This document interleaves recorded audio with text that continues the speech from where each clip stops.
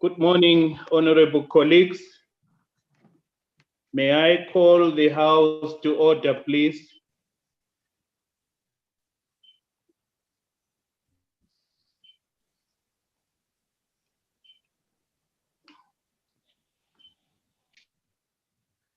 Good morning, honorable colleagues. Thank you for bearing with us. I now call the meeting to order. Please allow me to invite our committee secretary, Ms. Edna, to present the credentials of delegates and confirm the quorum for the meeting.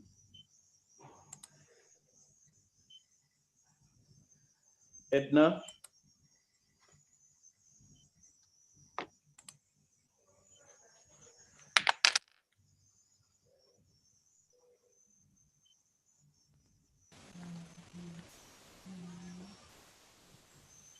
Over to you, Edna.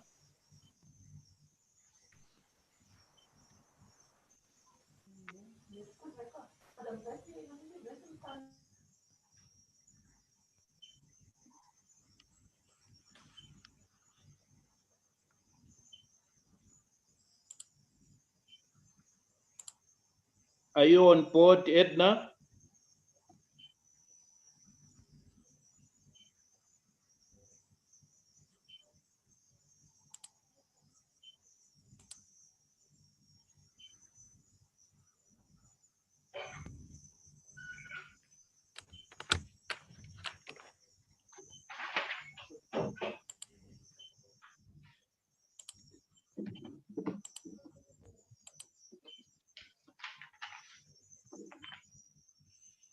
Please bear with us. Hello? They might just be, hello? I can't get the chair. I can't get him.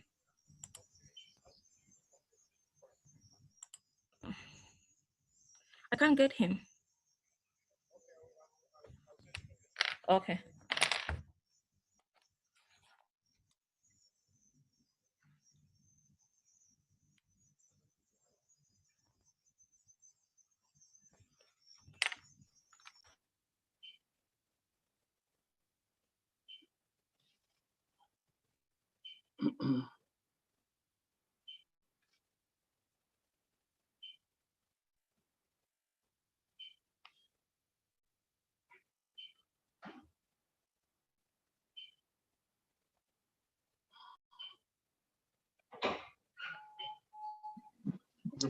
Yes. Mr. Can you get me? This is Msokotwane. I can hear you, Honorable Msokotwane. Can you hear me? Yes, I've just spoken to Edna, Yes. telling her that you are trying to contact her, but she says she's unable to hear you. So it must be gremlins in the system there. Honorable Msokotwane, I can hear you, but however, I can't hear the chair. So she's now saying that she can hear me very well, but she can't hear Chairman Dewele. I just heard her speak, so it must be a problem on my side. I'm trying to check what could be going wrong in my system. All right. Honorable Mendez, can you hear me, Deputy Chair?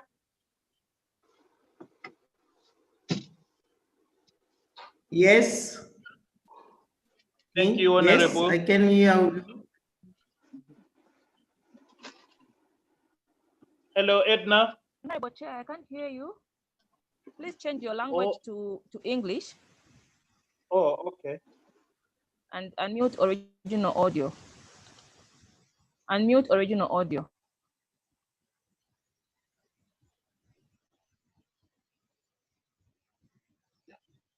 Are we good now, Edna?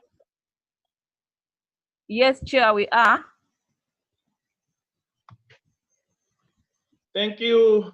Thank you very much, honorable members. Sorry about the glitches there.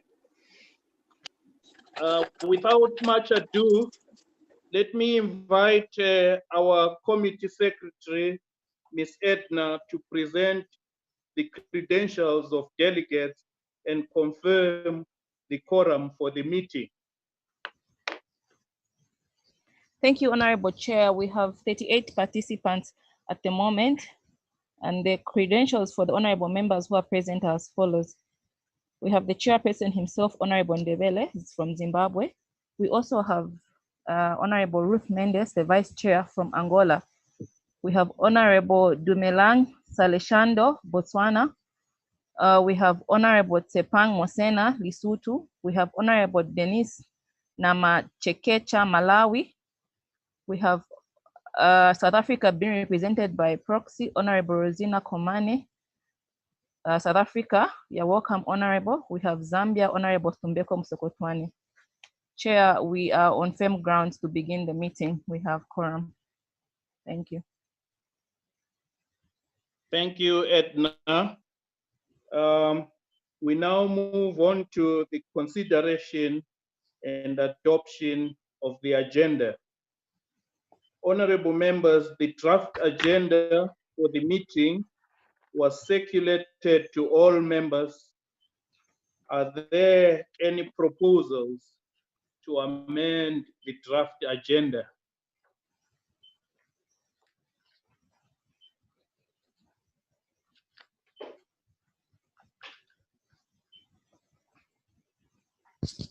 Honorable Chair, if I may, sorry for interrupting you. We have an apology from Madagascar, just for the record.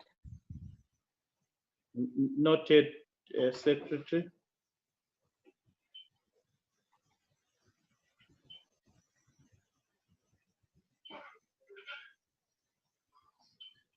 Any proposals to amend the draft agenda, honorable members?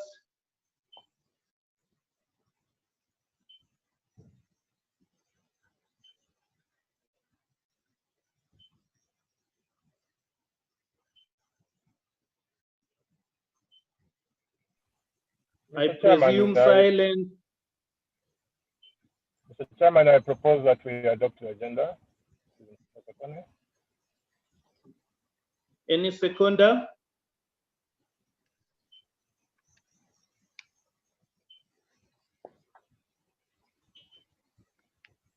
Second. Thank you. Thank you very much, Honorable Namacheka. Let me remind honorable members to put their mobile phones on silent.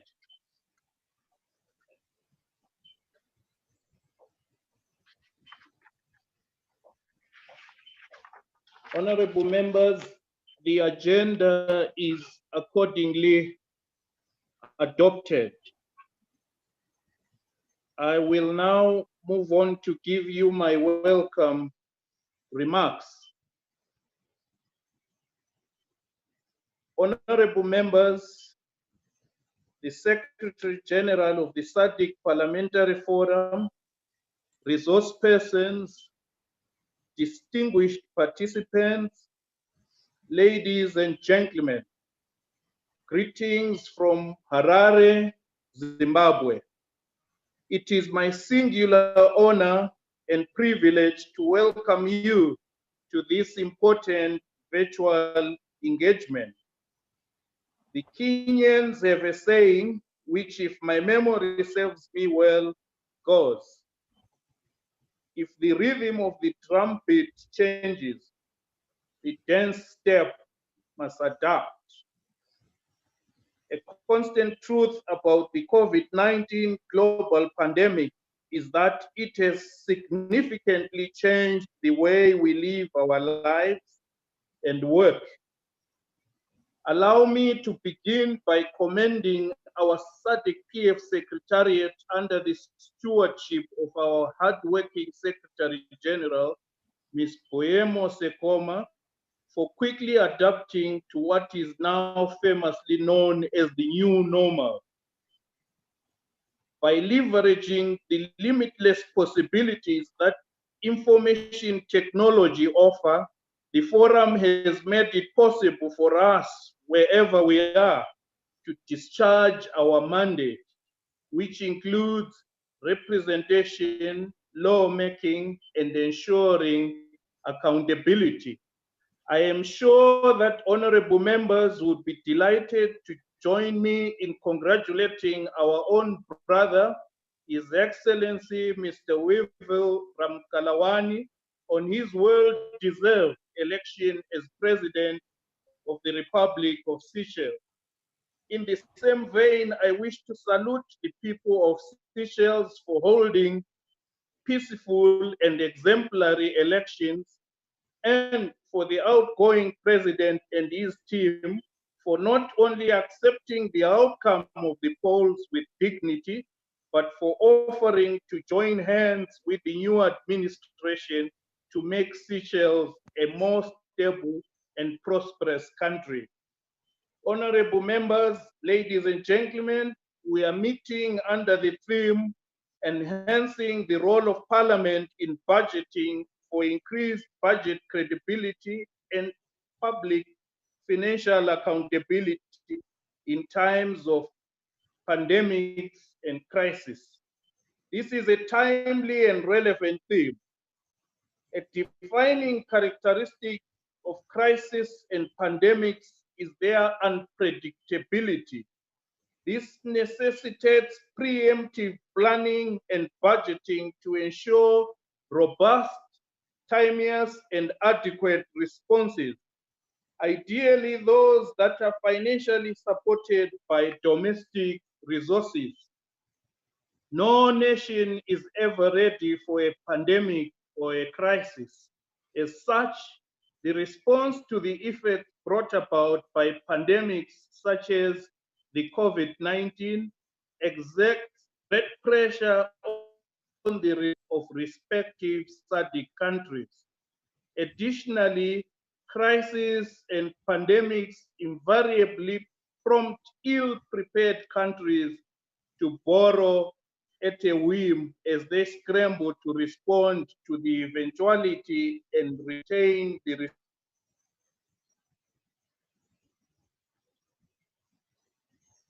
brought about by COVID-19 cannot be overemphasized. A desperate country is a bad negotiator. And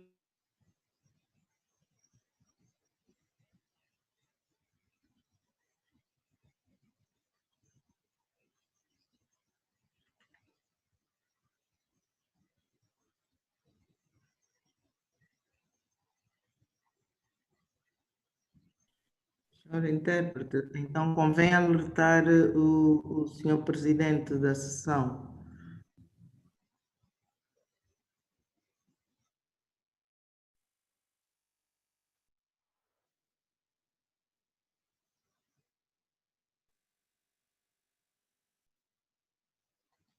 Foi tudo.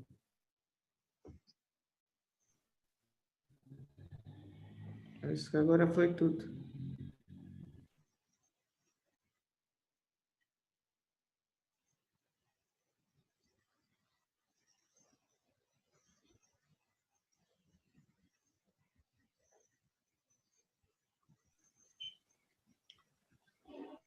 sorry, honorable members, I lost you for a while.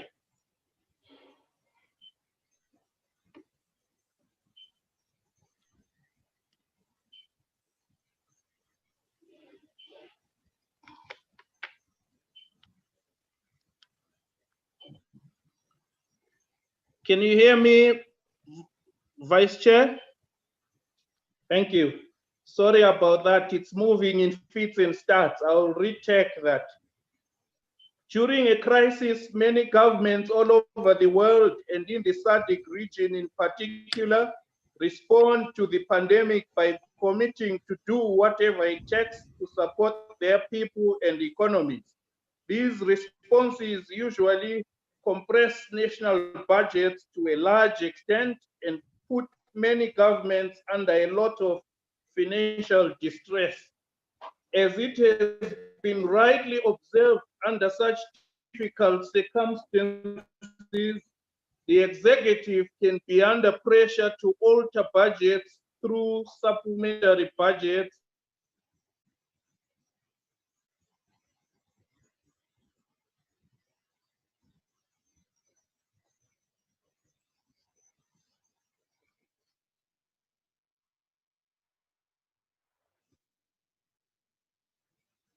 This is where our role lies. Today, even amidst many uncertainties surrounding domestic fiscal mobilization, budget financing from donor funding, and uninformed fiscal projections should be directed towards ensuring that parliamentary budget oversight is enhanced and maintained.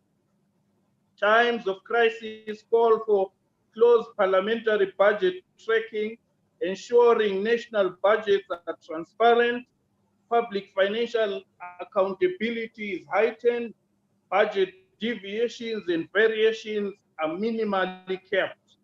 Apart from helping our member states to always serve for the proverbial rainy day, we must and can ensure that the response to effects of pandemics and crises do not significantly disadvantage our sector in terms of budget allocations and, importantly, budget releases. I am confident that this engagement will enlighten the members of parliament on the tools to use in performing their oversight with respect to budget processes. Permit me to end by thanking all those who worked hard to make this virtual engagement possible. I wish you all fruitful deliberations. It is now my singular honor and privilege to declare this meeting officially open. I thank you.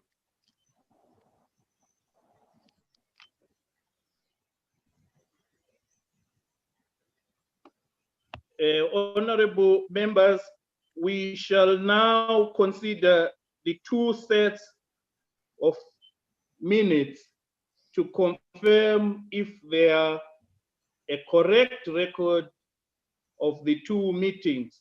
You will be reminded that we met over 2 days, virtually, of course. We shall consider the minutes item by item to accommodate any differences in pagination across the languages, starting with the minutes of the meeting that was held on the 6th of July, 2020. I now invite members to make corrections if there are any, item by item.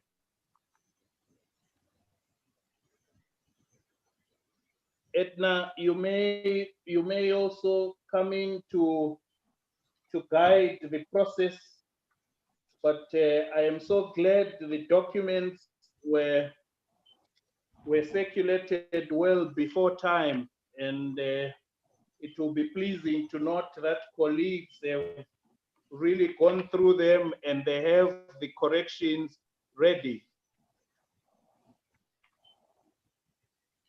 Honorable Chair, maybe you may lead the process by going item by item, starting with item number 1, which is members who were present, and accordingly going to the other items in the minutes. All right. So the first virtual meeting of the Standing Committee on Trade, Industry, Finance and Investment was held on Monday, the 6th of July, 2020. In attendance were the following members who convened via Zoom: Honorable Egbert Agle, who was chairman then, Honorable Sepang Sita Mosina, who was Vice Chairperson then, Honorable Ruth Mendez, Honorable Tumelang Salishando, Honorable Dennis Namachekecha, Honorable Jimmy Donovan, Honorable Marie Joanne Sabrine Tor, Honorable Hlengiwe Kalipi, Honorable Dr. Tumbego Sokotwane, and then myself, Anele Ndebele. Absent without apology, the parliaments of Democratic Republic of Congo, Mozambique, Eswatini, and Tanzania were not represented at the meeting. The Secretary General pledged to inquire from the honorable members on their absence. The Secretary General also informed the meeting that the SADC-PF was yet to receive a nomination from the Parliament of Namibia. In attendance, Ms. Poemo Sekoma, Mr. Godfrey, the Secretary General, Mr. Godfrey Zulu of Zambia, Ms. Paulina Kangujiwi of the SADC-PF Secretary.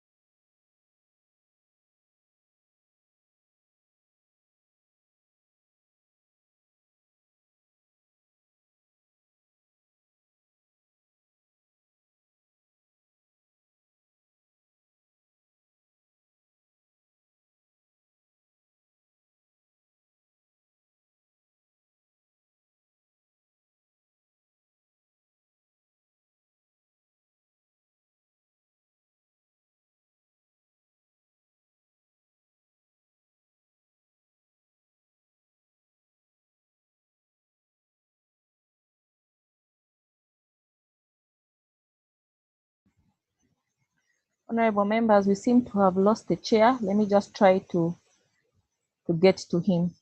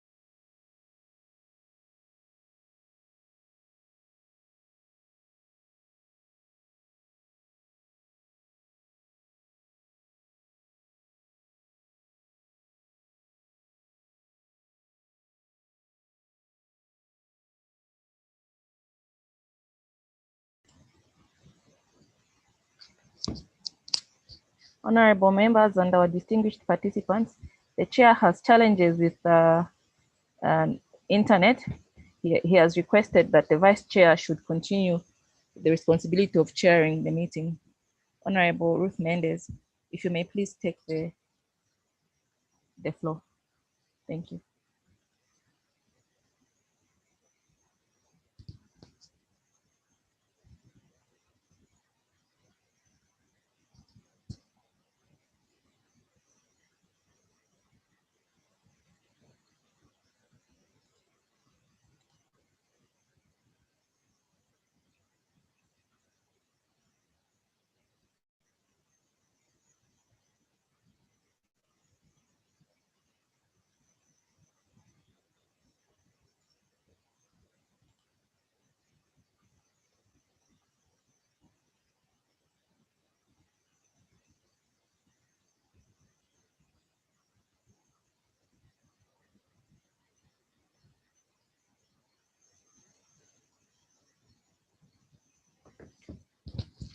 Honorable Vice Chair, the chair was at the point of considering the minutes of the first meeting.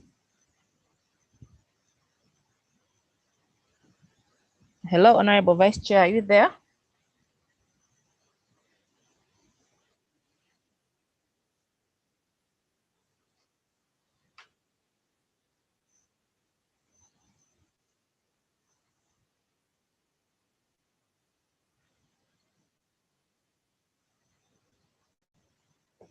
Okay, let me try to call her.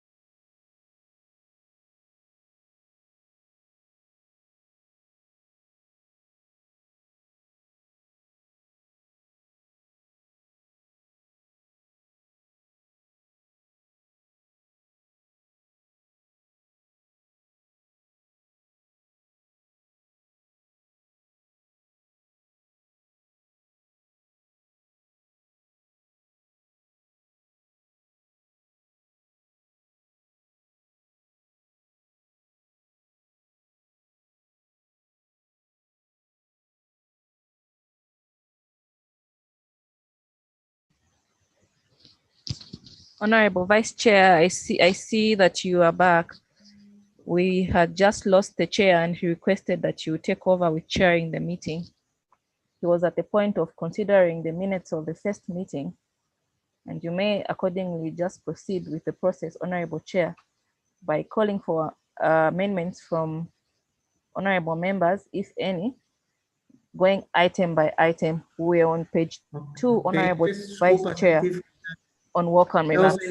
You may continue. Para ir à casa de banho, por isso é que estava ausente.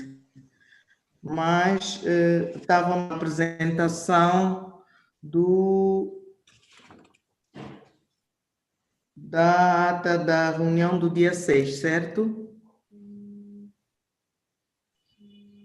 Certo?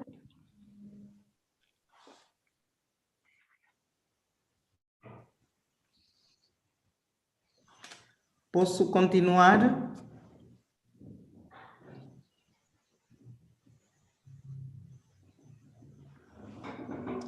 Portanto, no que toca à ata do dia 6, eu considero que a ata foi distribuída com bastante antecedência e, ao invés de apresentar ponto a ponto, vamos página por página e quem tiver algo a referir, então poder pedir a palavra. Portanto, na página 2, alguém tem alguma referência a fazer no que toca à página 2 da ata do dia 6?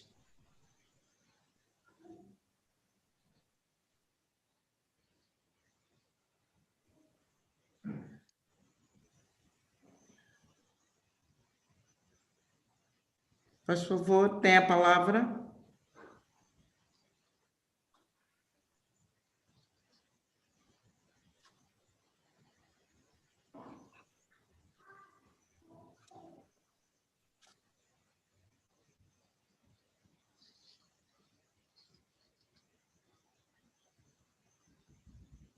Alguém se quer referir à página 2 da ata da reunião do dia 6?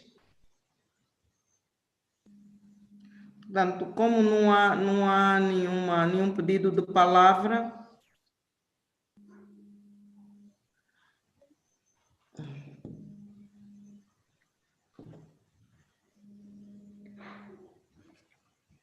vamos então passar para a página 3 da ata.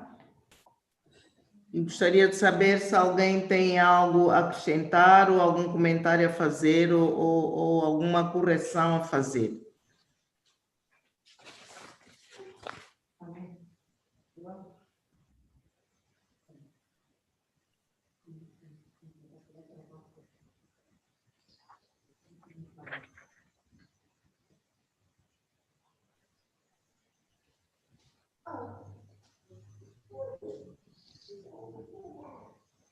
Eu estou a sentir a reunião um pouco muda ou é impressão minha?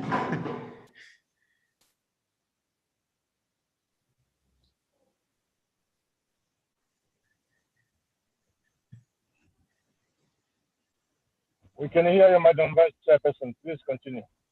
Ok. The silence means that all is well.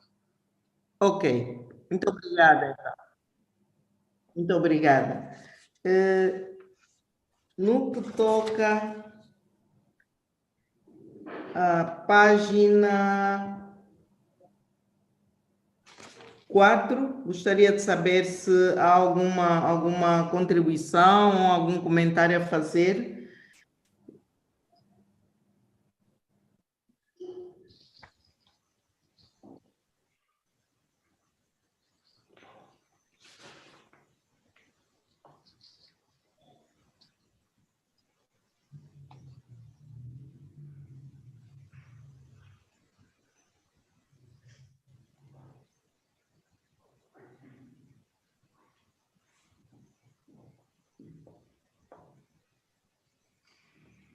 Portanto, como não há nenhum pedido de palavra também em relação à página 4, vamos então passar para a última página, que é a página 5.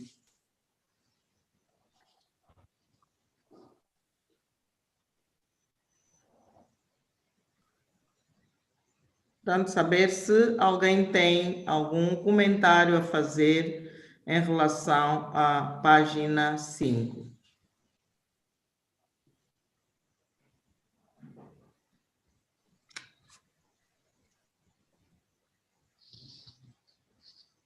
Distintos colegas, o silêncio indica que não temos nenhum pedido de palavra.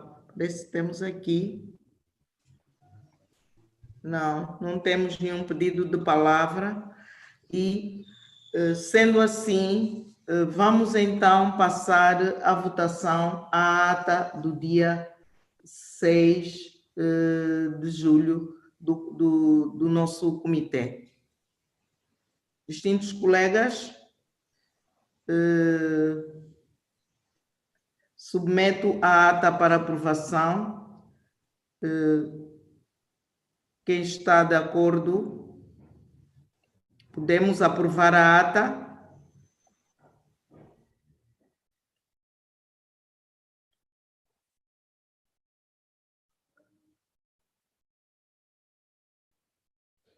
Podemos aprovar a ata. Yes, Botswana, I propose that the minutes be adopted. And I second. Chair,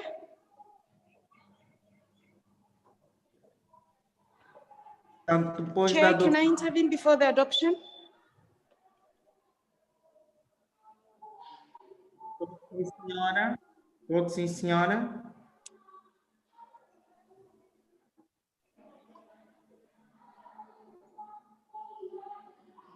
Faz favor. Chair,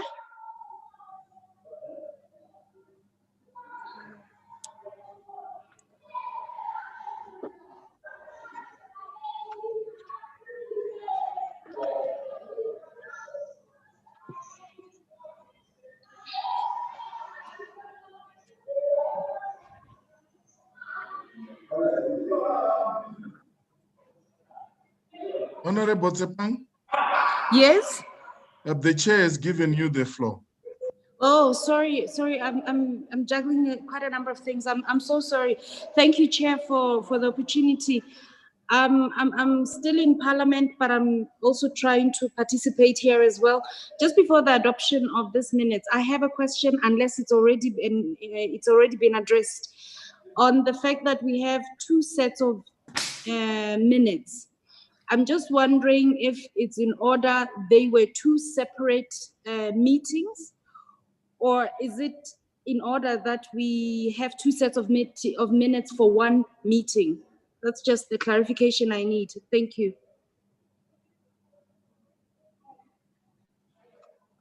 I may take the floor, Honorable Vice Chair. The two meetings were separate meetings held on 2 different days, hence the 2 sets of meetings. Thank you.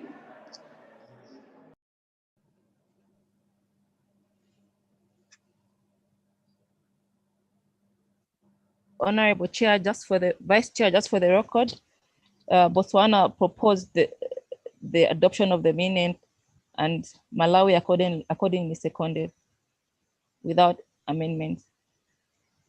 We may proceed to the second set of minutes, Honorable Vice Chair.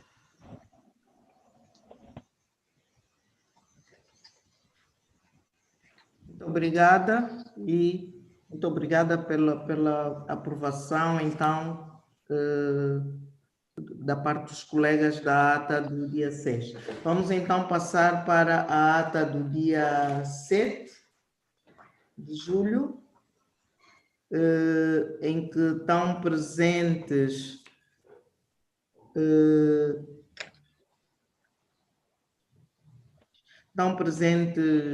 10 países, Seychelles, Lesoto, Angola, Botsuana, Malawi, Madagascar, Maurício, África do Sul, Zâmbia e Zimbábue, e onde temos as ausências de Moçambique, Eswatini e da Tanzânia.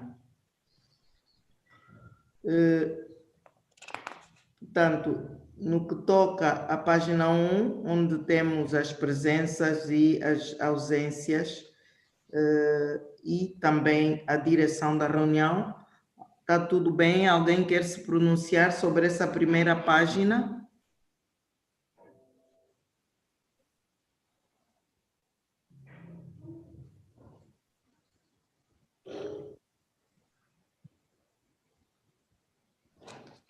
Portanto, se não haver nenhuma intervenção, nenhum pedido de palavra, vamos então passar para a página 2.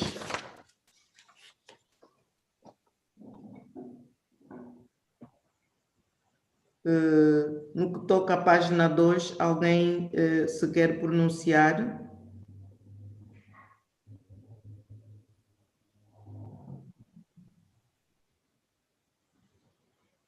Portanto, o silêncio indica que não temos nenhuma intervenção. Vamos então passar para a página 3. Alguém se quer pronunciar em relação à página 3 da ata do dia 7?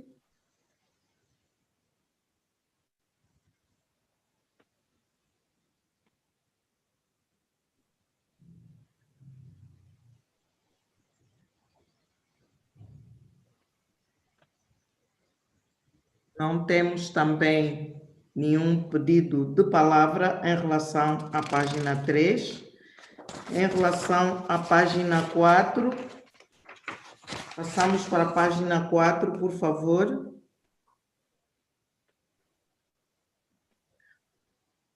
Algum pedido de palavra? Alguém tem algo em relação à página 4?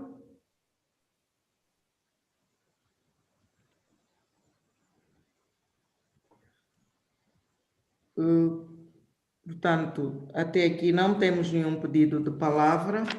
Vamos passar para a página 5 da ata do dia 7.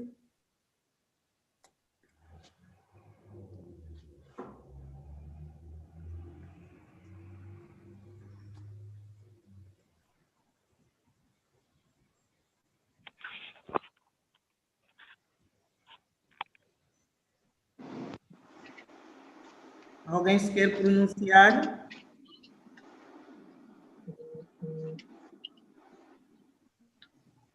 Página 5. Como não há nenhum pedido de palavra, vamos passar à página 6.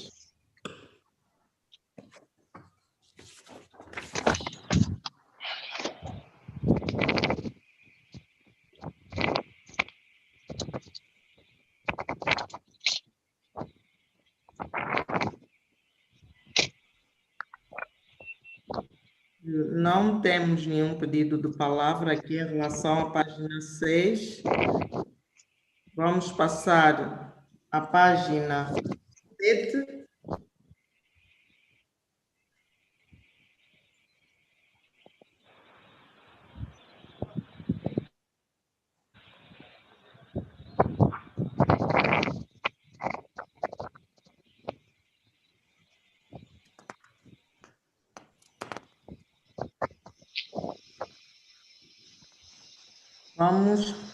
Não temos nenhum pedido de palavra também para a página 7. Vamos passar para a página 8.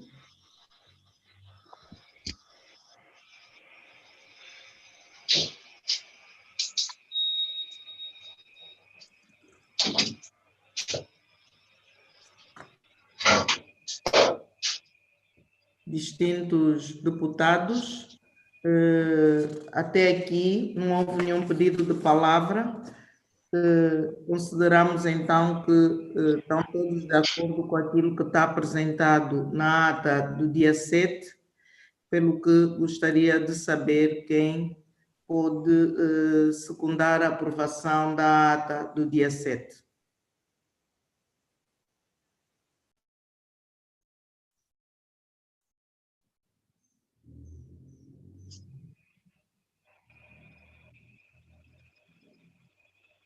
Tem a palavra, senhores deputados.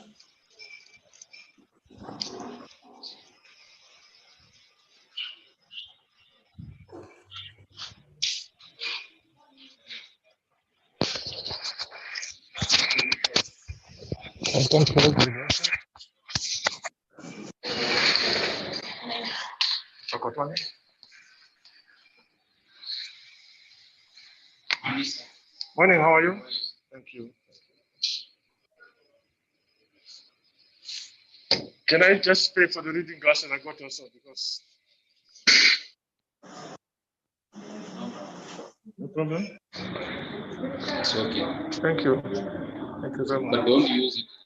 Just give me like this condition we use it. We won't save it. Honorable Chair, Honorable Vice Chair, you may call for a proposer and a seconder for the adoption of the minutes.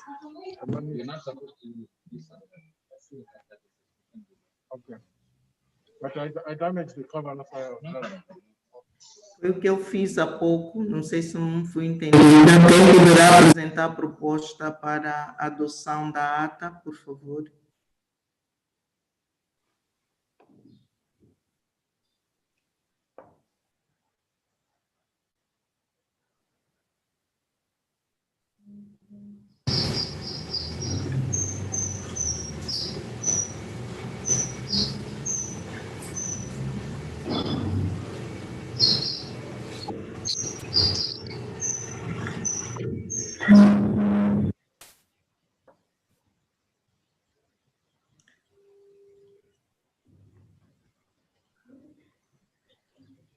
Não, nem cá.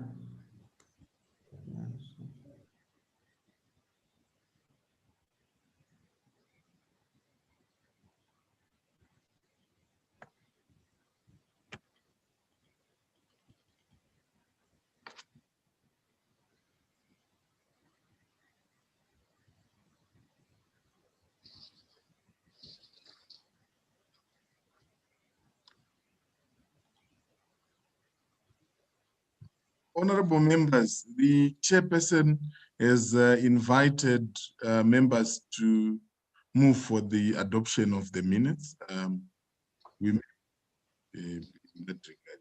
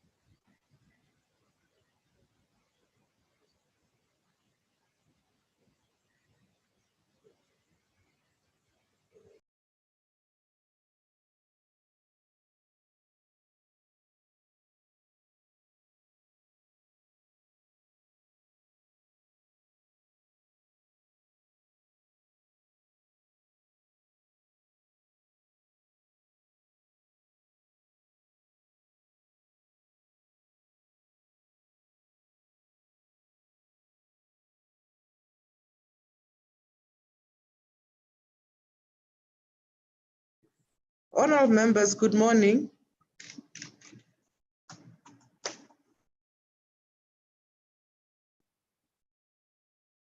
We appear to be having a difficulty. There's no feedback.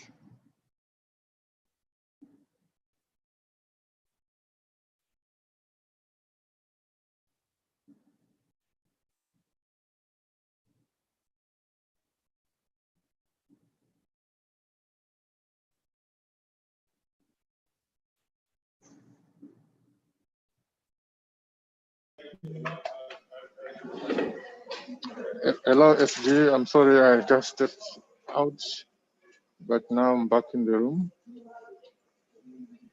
Yes, Chair, there was a request for the adoption of the minutes and a few clarifications offered.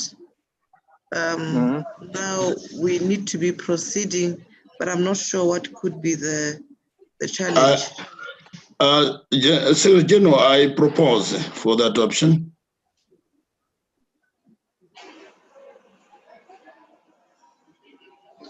A second, Secretary, a second.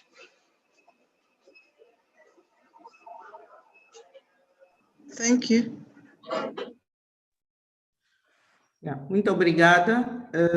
Vamos então adotar a ata da reunião realizada no dia 7.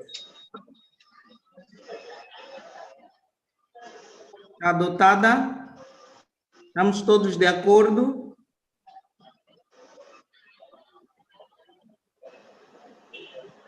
Yes, Chairperson, we are.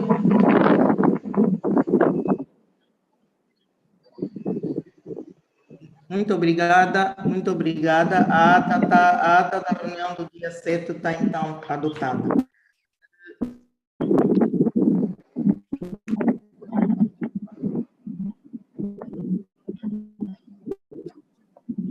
Vamos passar para o ponto a seguir, que está relacionada com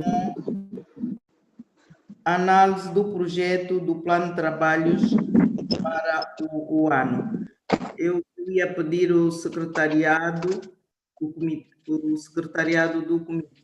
da comissão para fazer a apresentação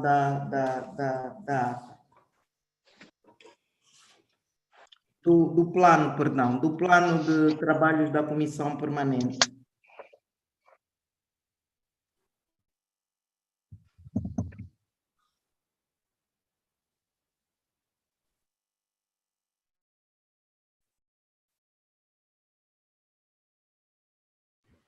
Thank you, Honorable Chair. I have shared the draft work plan on the screen. It was accordingly shared with the honorable members of Parliament. If any members have any changes to make to the draft work plan, they are free to do so. It may take the floor, Honorable Chair.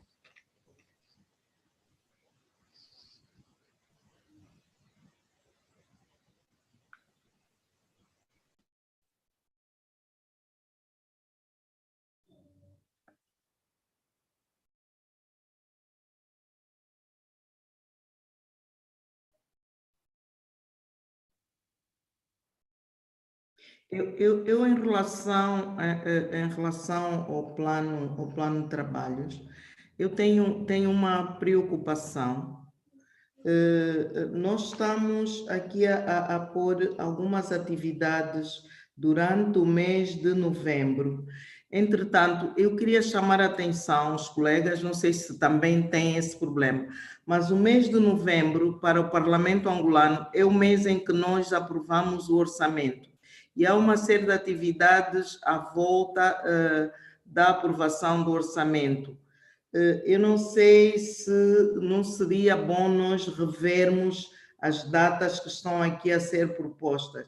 19 e 20 de novembro, 26 e 27 de novembro, que são de facto datas que, pelo menos a nível do Parlamento angolano, chocam com aquilo que é o processo da aprovação do Orçamento Geral do Estado para o próximo ano.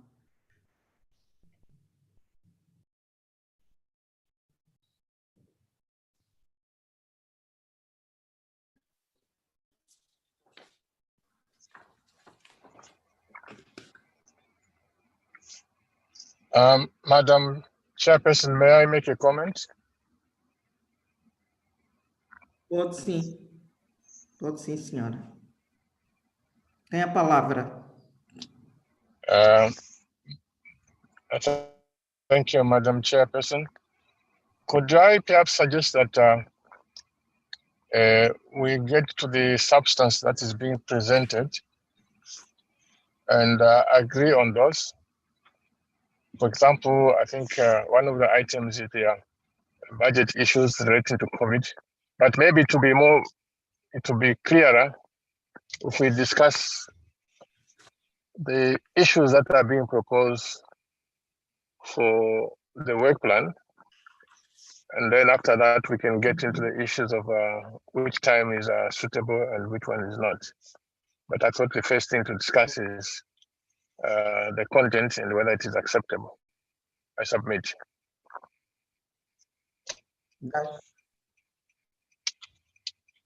De acordo, completamente de acordo, sim, completamente de acordo. Vamos então começar. A data de 29 de outubro é inquestionável, está a acontecer neste momento. O ponto, atividade número 2, curso de curta duração sobre leitura e interpretação de acordos comerciais internacionais. O caso do Acordo do Comércio Livre Continental Africano, pelo Centro de Direito Comercial.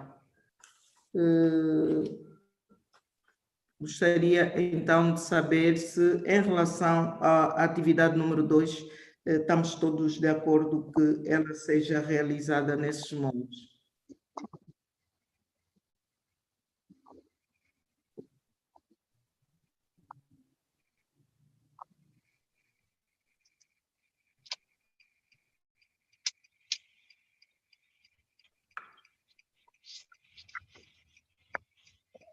Madam Chairperson.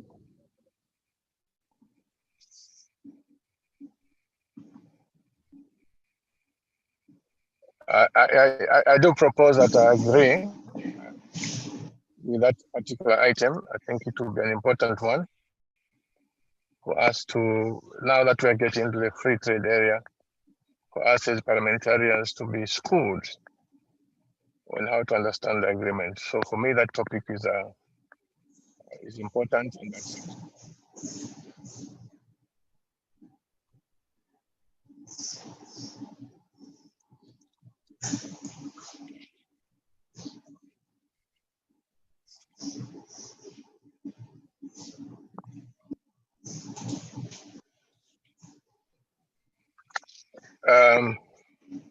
Yes, Madam Chairperson. I was saying that on the part of Zambia, we are comfortable with the suggestion that this activity on how to interpret the trade agreement under the free trade area, such an activity will be good so that we can be schooled, so that we can be educated on how to interpret the agreement. I submit.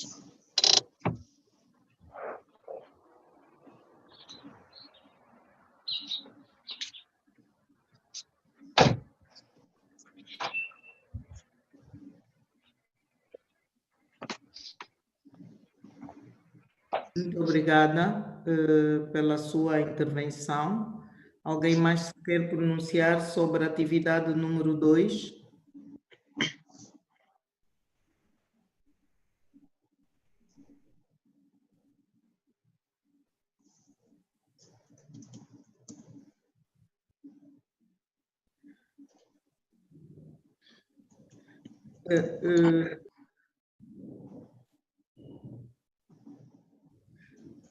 Tem a palavra a senhora secretária-geral.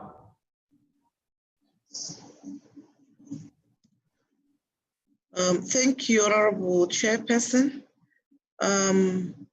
I apologize for the clash that seems to be happening in most of our parliaments who are looking at the budget. However, I would like to indicate that this particular course on the free trade area was supposed to be held earlier, around July, if I'm not wrong. It was postponed, and a date that was found suitable was the one that is reflected here. Also to indicate that this course was by registration.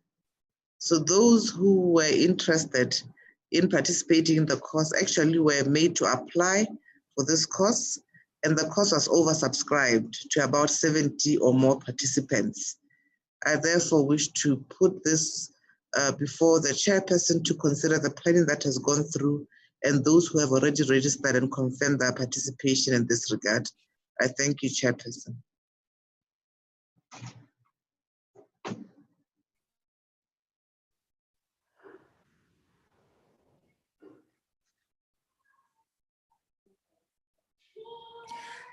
Muito obrigada, senhora secretária-geral. Eu não sei se ainda alguém se quer pronunciar em relação a este ponto, número 2.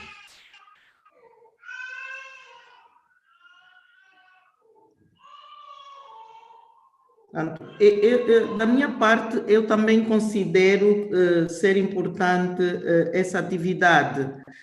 Não está em causa a importância da atividade. Ela é efetivamente importante e mesmo porque nós queremos participar, por isso é que eu pus a questão da sobreposição de datas. Nós vamos, então, eu sou da opinião que vamos deixar essas datas que estão aqui propostas e depois cada um de nós, de acordo com o programa dos nossos parlamentos, poderá ver então como poderá participar. Se tivermos todos de acordo, portanto, considero que em relação à atividade número 2, ela é importante e de facto ela deve constar aqui do plano. Só precisaremos depois pontualmente ver como fica a questão das datas em função dos processos de aprovação dos orçamentos nos nossos parlamentos. Não sei se alguém mais se quer pronunciar, mas se não tiver mais nenhuma intervenção, passemos então para a atividade número 3.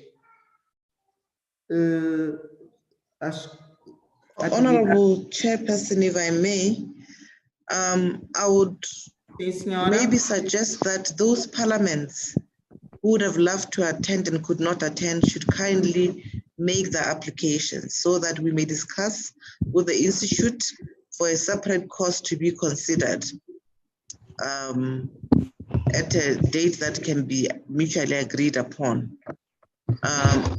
We are not promising that this will be approved, but since we are in partnership with this particular organization, they may consider, like they did, a special dispensation for us to move this particular training to this date. I thank you, Chairperson, so that we do not leave out some parliaments that would have wanted to participate. But the key in this process is to make the application so that we are able to approach the organization with names and those who are interested. Thank you.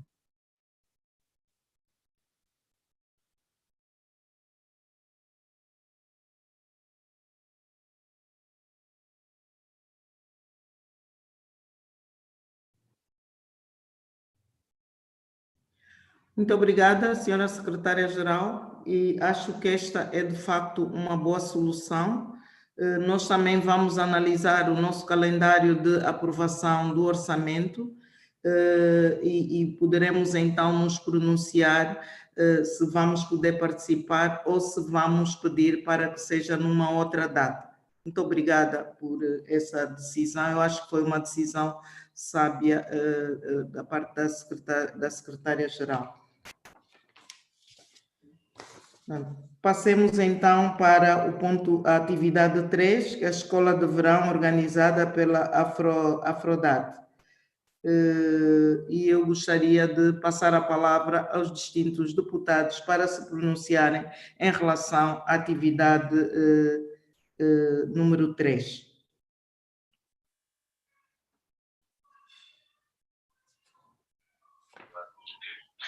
Madam Chairperson, can I come in? Yes, senhora. Sure, it is that the police headquarters, they are being given bond.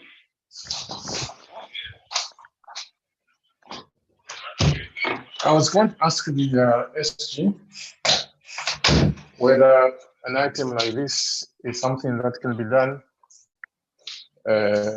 in real people. As you can see, we are struggling with a quorum in these meetings, partly because when you're on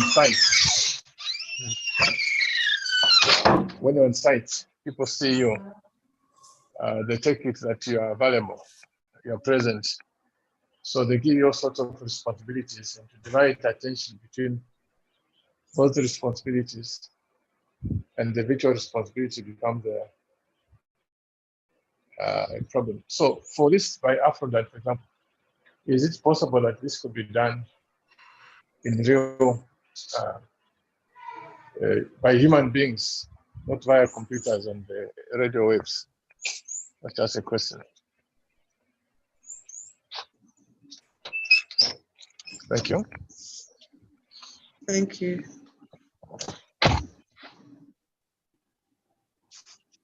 I'm awaiting the chair's instruction to.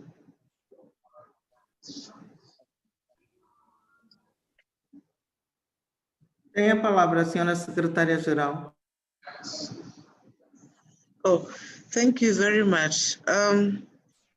I really understand that we have fever because of this COVID, Honorable Chair, and I completely understand that this new world order comes with pros and cons, some of which we may not realize now, but they do affect productivity on the one hand, while they do increase it on the other.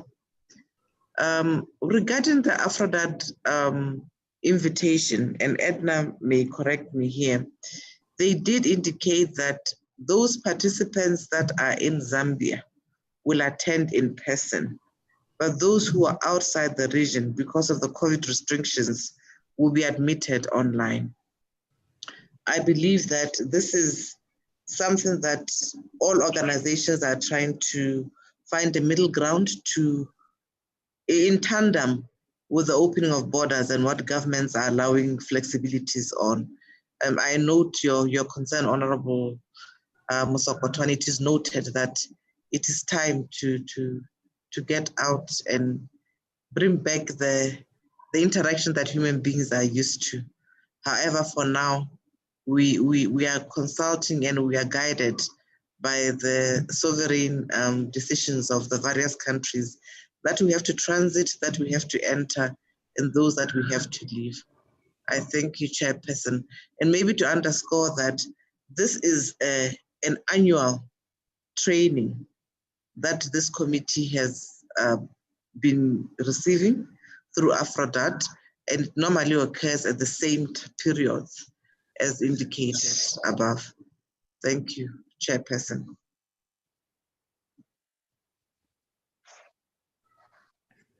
Muito obrigada, senhora secretária-geral. Alguém mais quer pronunciar sobre o ponto 3, ou atividade 3 do nosso plano, da proposta do plano de atividades? Faz favor, tem a palavra. Me parece que alguém está a pedir a palavra.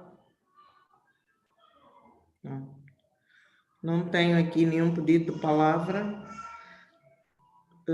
Vamos então adotar, isso é um compromisso, como vimos a secretária-geral dizer, é um compromisso que já temos com a Aphrodite e a data tem que ser esta. Os senhores deputados que se encontram na Zâmbia participam presencialmente e os restantes membros dos outros parlamentos deverão participar online. Portanto, em relação a esta atividade, como ela decorre de compromissos que o secretariado da SADC, que a SADC tem, foro parlamentar da SADC tem, em princípio ela está aprovada, vai constar aqui do nosso plano de atividades. Passemos então para a atividade número 4, rever o estado de ratificação do protocolo da SADC.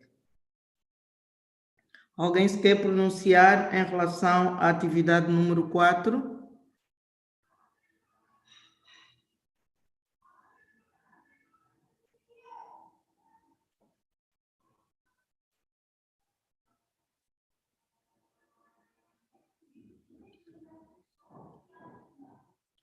No que toca à atividade número 4, não há nenhuma palavra.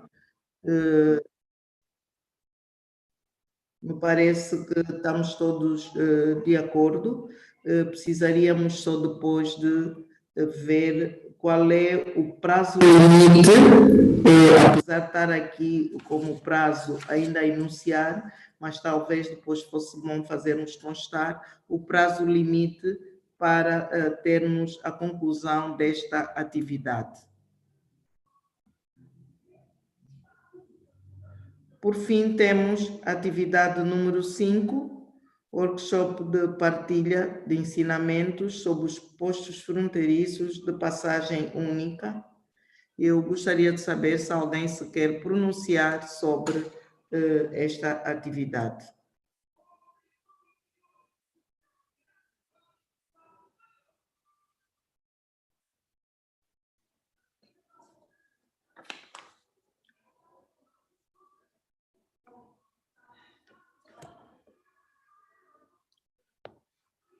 Senhores deputados, caros colegas, não temos aqui nenhum pedido de palavra, portanto, consideramos que o facto de não haver ninguém a pronunciar-se é porque estamos todos de acordo. Submeto, então, o plano de trabalhos da Comissão Permanente, Comércio, Indústria, Finanças e Investimento à aprovação. Quem é que pode secundar a aprovação do plano?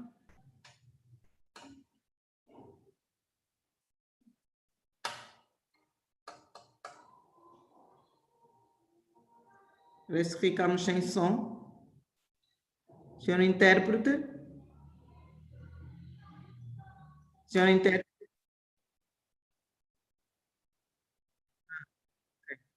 Ok. A second, madam. Vai funcionar, ok. Muito obrigada. Eu tenho a palavra ao senhor deputado Sitembo, Situmbeco, é? Tem a palavra o senhor deputado Situmbeco. Correct, yes, I second.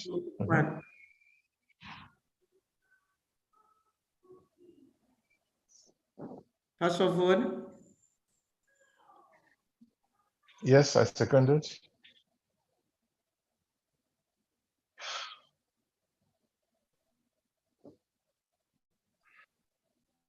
Muito obrigada. Muito obrigada. Adotamos então o plano de trabalhos da comissão, a proposta que nos trouxemos inicialmente. Está adotada o plano de trabalhos da Comissão Permanente do Comércio, Indústria, Finanças e Investimento.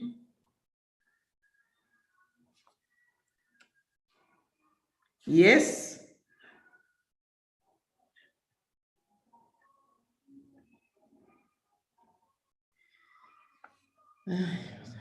Hoje está difícil.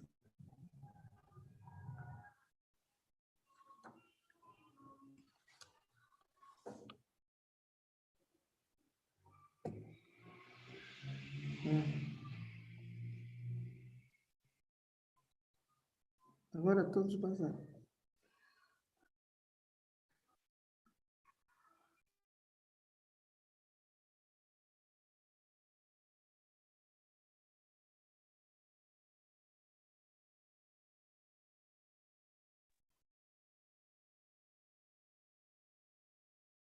Ok, não, estava a dizer que até as caras estavam a aparecer até aqui, todas desapareceram.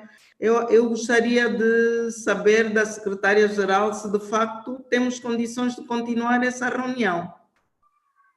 Ou do comitê, do secretariado do comitê. Se temos condições de continuar esta reunião. Por favor, pode saber deles.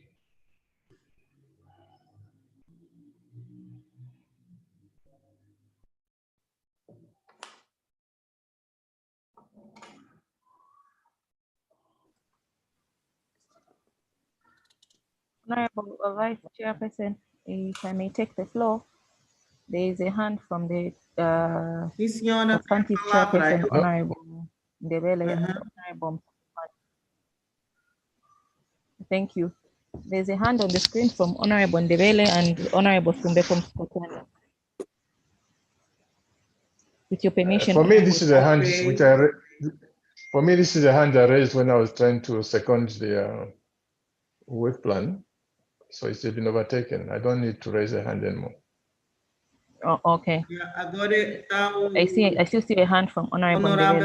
O senhor presidente do comitê. Tem a palavra, senhor presidente do comitê, e seja bem-vindo ao nosso convívio novamente. Thank you, Honorable Vice Chair. I appreciate you holding and shouldering the yoke while I had been kicked out. And I'm so sorry at short notice you had to carry all this weight.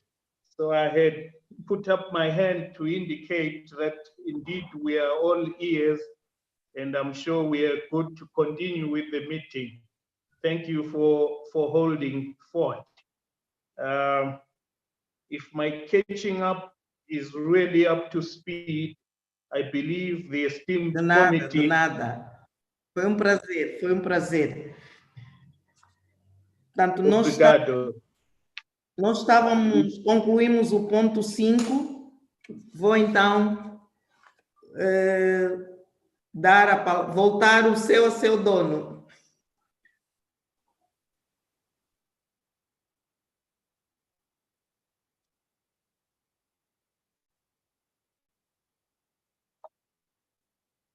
Thank you very much, Vice Chair.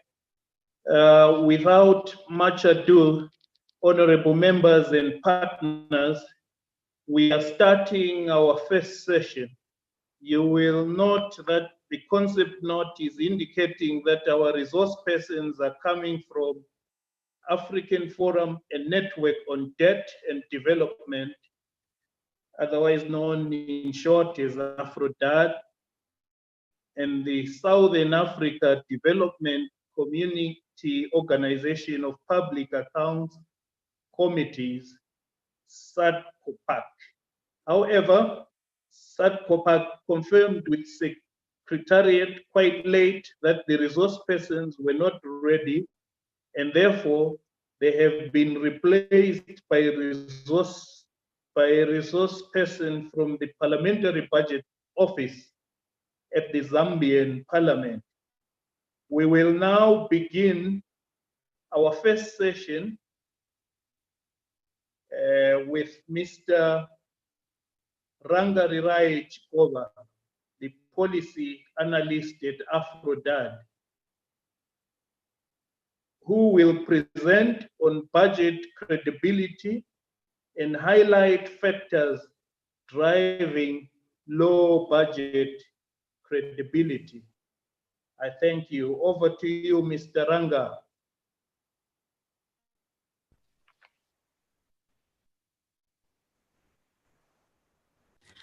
Okay, thank you very much, Mr. Chair.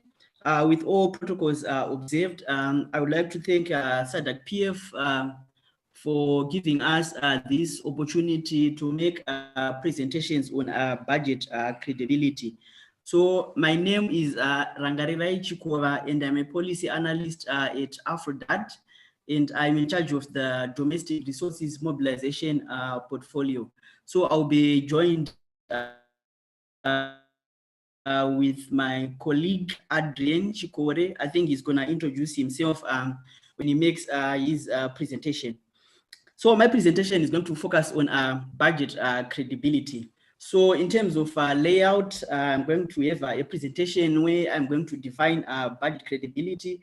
I'll then go on to talk about budget deviations, what determines the budget credibility, and we'll also discuss factors that drive low credibility.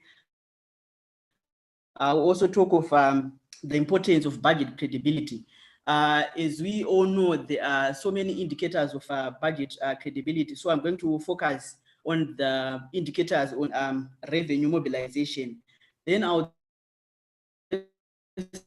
then also go to talk about the role of Parliament in ensuring budget credibility.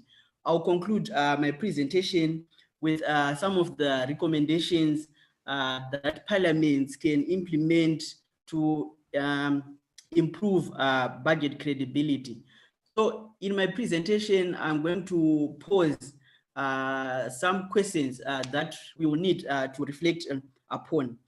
So to begin with, the concept of budget credibility involves an assessment of the extent to which budgetary overturn compares to planned forecasts.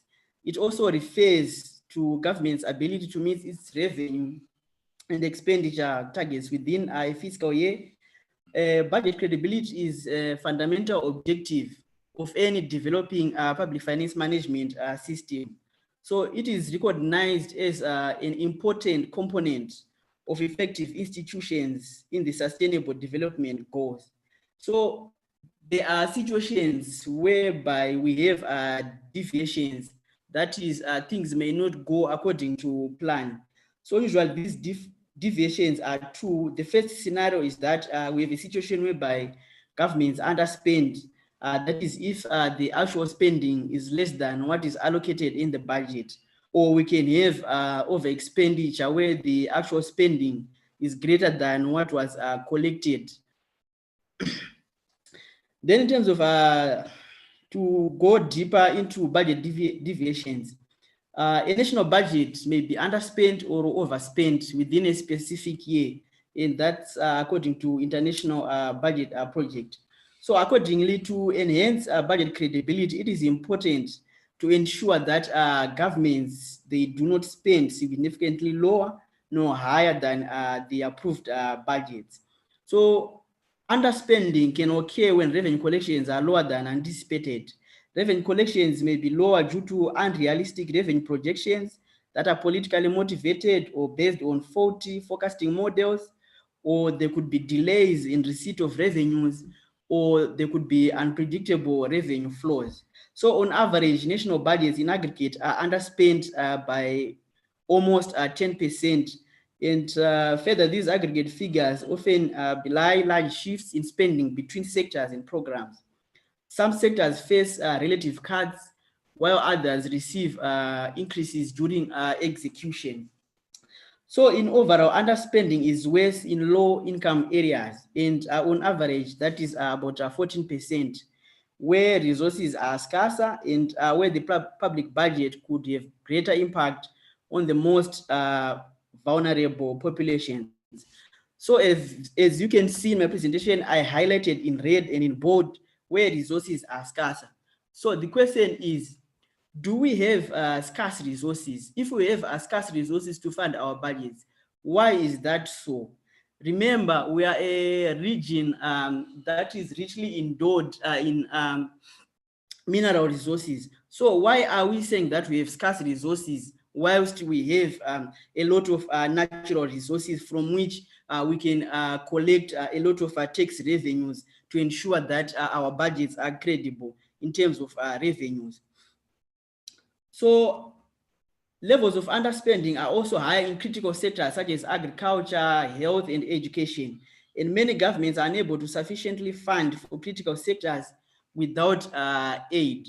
So what we have seen, a larger component of our budgets, it comes from aid. So what this means is that we are failing to mobilize resources domestically to fund our budgets. And remember, aid comes with conditionalities, and some of these conditionalities are detrimental to social and economic development. and also aid is unpredictable, and it's not a panacea to development. So lower government spending hinder the achievement of development objectives of social welfare. And over expenditure by governments occurs when governments spend more than they have budgeted for. For example, the prevalence of natural disasters and unforeseen pandemics may also trigger the need for over expenditure. Budget overspending may undermine the aggregate fiscal discipline, resulting in heavy reliance on borrowing to cover extra expenses. So the general observation is that most of developing countries, they are still performing poorly in terms of budget credibility. So I'll move on to the determinants of budget credibility. So according to literature, there are mainly 3 determinants of budget credibility. And the first one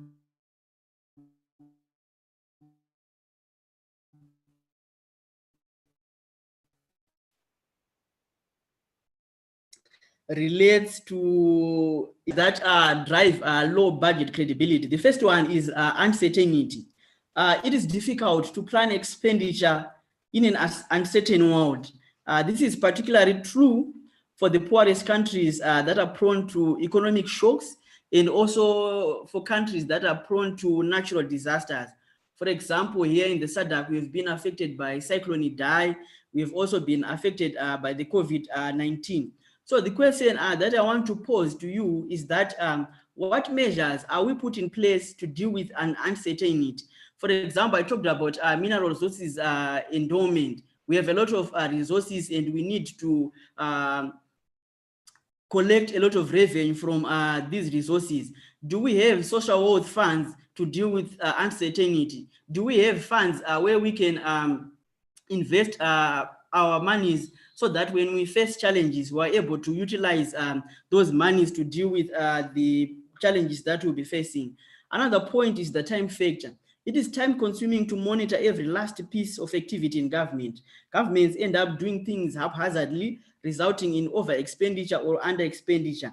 These results in missing set developmental targets. So the questions that I want to pose to you is that, are we devoting ample time to monitor our budgets? Do we even monitor our budgets? Do we review previous budgets to identify what went wrong or what went on well? Another point is wrong signaling. Stakeholders have an interest in public spending choices. To keep them on board, each of these important constituencies must be at least minimally satisfied with the budget. The budget will act as a signaling tool that enables important stakeholders to see what they want to see. In practice, budget managers often know that they don't intend to follow the plan, but are aware that these stakeholders are equally unlikely to overcome the high costs that come with exhaustively verifying budget implementation. So the question that I want to pose to you at this juncture is that, what signals are we sending through the budgets that we approve in Parliament? Another point is that there are weaknesses in public finance management systems, and this hinders budget execution. An absence of transparent budget and poor accounting and reporting systems can limit direct and timely control of how public resources are being used. So the questions that I want to pose to you is that, what information is disclosed in our budgets? Do we disclose the amount of revenue that we are losing through tax holidays? Do we disclose the amount of revenue that we are losing through illicit financial flows? Do we disclose the information that we are losing through tax evasion?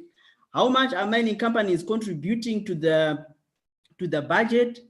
Do our budget disaggregate information? For example, in the mining sector, how much is gold contributing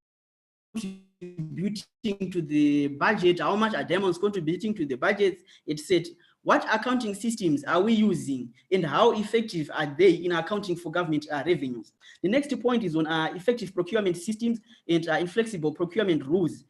This can make it difficult to execute the budget, and it creates obstacles to efficient spending. These rules are designed in part to control misuse of funds.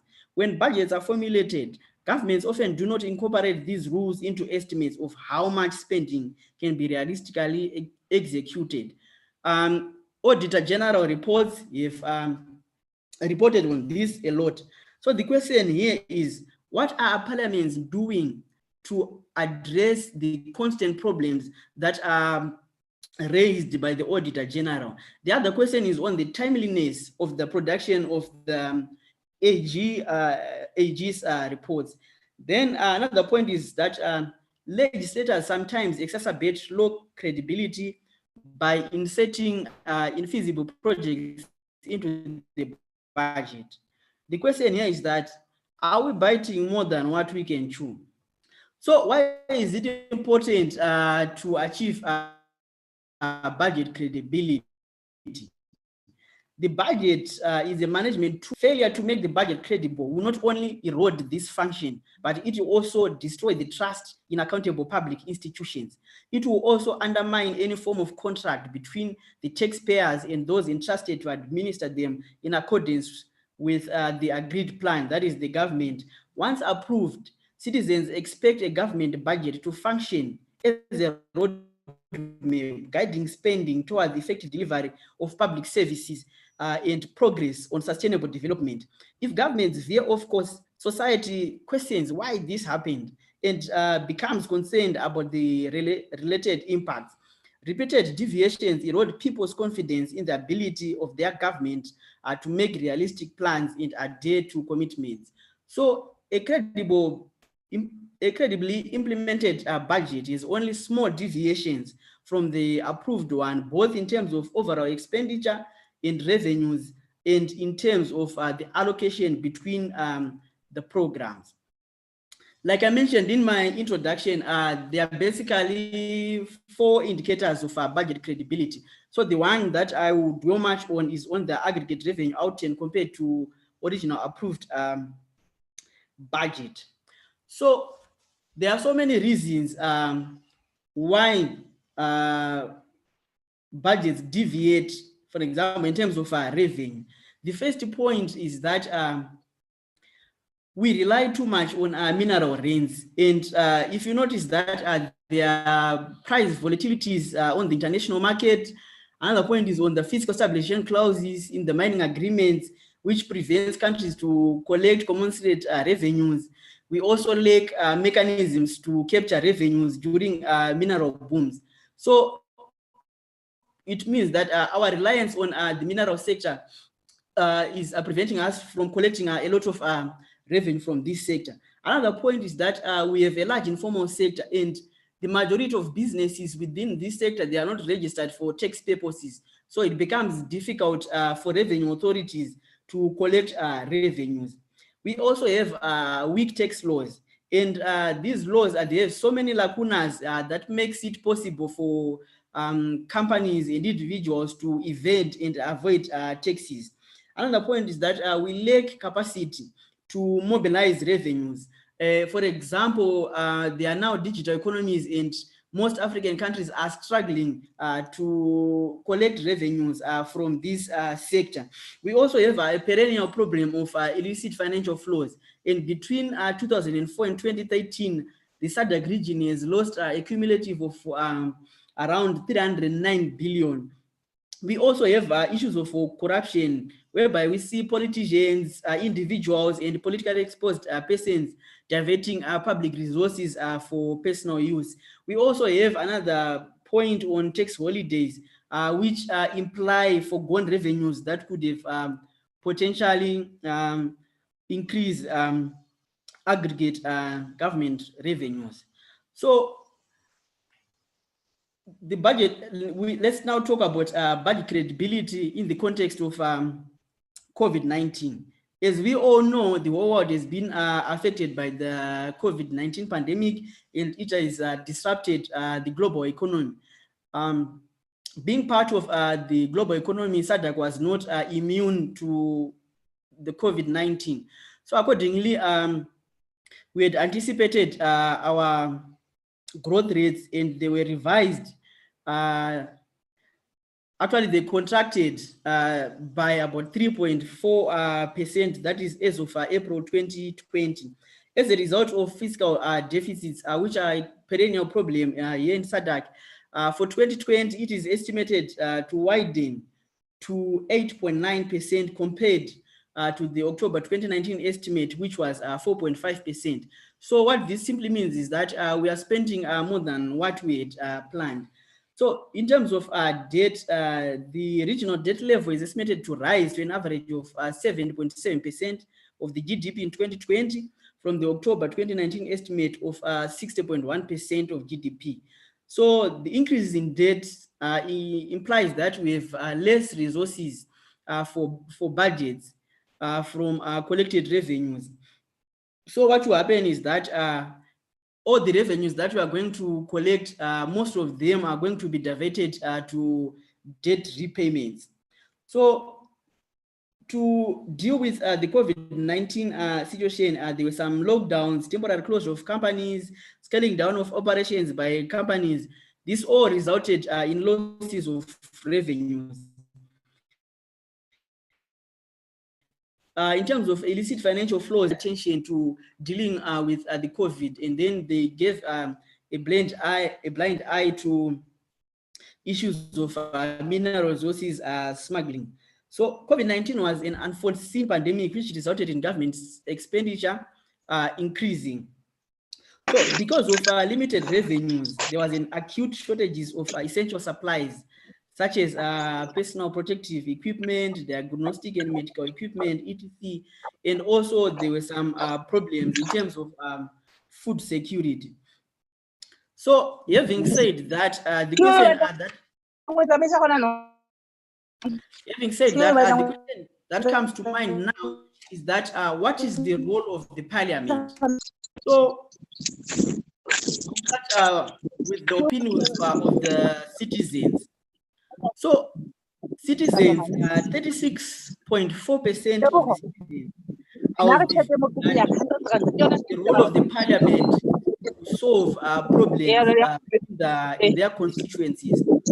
So the question now is, what problems are being faced by the people in their constituencies? People need clean water, right? There is no clean water. There are no drugs in hospital.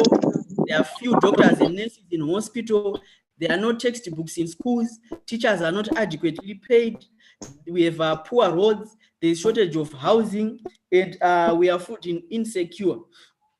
So as lawmakers, what are we doing to solve these problems? In the COVID-19, for example, as citizens, we need PPEs, we need drugs, we need nurses and doctors in hospital. So to what extent are the budgets being approved by parliamentarians addressing these identified problems? Then in the opinion of parliamentarians, their most important role is to make laws. So what laws are being made to address the problems that are being faced by the citizens? What are legislators doing to improve revenue mobilization? We all know that we have a problem of illicit financial flows, which is draining a lot of resources from our countries. Have we put laws in place to curb illicit financial flows? Are we amending our tax laws so that we plug all the revenue leakages that I have discussed? When we negotiate investment deals, do we grant the tax incentives based on a cost-benefit analysis? I will leave that to you. So in my view, the role of parliament is to debate during the pre-budget processes. Parliamentarians, they need to take stock of what has worked in previous years and try to devise ways to address these challenges and also strengthen what has worked. This will be a good baseline to set revenue targets, spending priorities, and also determine the allocations to various sectors of the economy. Then parliamentarians should also discuss on reports from the Auditor General. There are a lot of issues that emanate from these reports. So the role of parliament now should be to discuss on those issues and try to chart a way forward. Another point is that parliament should be allocated enough time to scrutinize, to debate and propose alternative budgetary policies within limits, of course, prior to adopting and promulgation of the annual budgets before the new fiscal year begins. Budgets should be reviewed, and this should be a must. Parliamentarians should also question government expenditure. This will improve transparency and accountability. Parliamentarians should also ensure the crafting and implementation of laws that curb illicit financial flows, tax evasion, tax avoidance, and also weed out harmful tax holidays. Parliament should also be actively involved in negotiating mining development agreements. As we all know, in mining development agreements, there are what are called fiscal stabilization clauses, and these supersede national laws. So mining fiscal stabilization clauses, they prevent our governments to collect a lot of revenue, regardless of the fact that the mining company makes huge profits or not. So parliamentarians should also renegotiate and beneficial tax agreements. They should also ensure that revenue authorities are adequately capacitated in terms of collecting revenue and managing this revenue. Legislators should also monitor the execution of the budget more closely and hold the leaders, that is the executive body, to account for any deviations. Legislators can avoid introducing unfeasible projects when they approve budgets. So how do we improve budget credibility? So the first point is to strengthen the government's revenue planning and forecasting by addressing the gaps, the capacity, key institutional bottlenecks, and removing political incentives to inflate revenue projections. There's also the need to improve public finance management systems, including accounting and reporting systems, managing investment, budget execution, and also external auditing. There's also the need to improve fiscal transparency practices, such as adopting measures to report whether budgets have been executed as planned or whether there's been deviations along with clear explanations for the reasons for deviations. There's also the need, okay, I told about this one.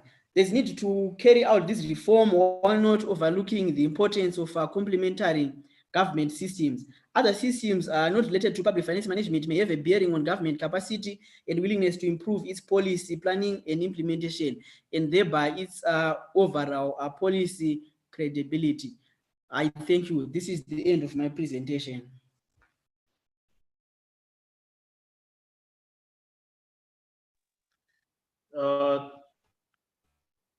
Thank you very much, Ranga. Thank you for that presentation. Honorable members, kindly note that you will be granted an opportunity to react to the two presentations after our speakers are done. May I invite the second presenter, who is our resource person from the Parliamentary Budget Office at the Zambian Parliament. The floor is yours. Honorable Chair, just a correction. Aphrodad has got two presenters. The Parliamentary Budget Office is coming in after lunch. Or they're coming in after lunch. So you may invite the second presenter from Aphrodad. Oh, thank you. Let me ask our second presenter from Aphrodad to give us their presentation. Kindly note you have 20 minutes, please. Thank you.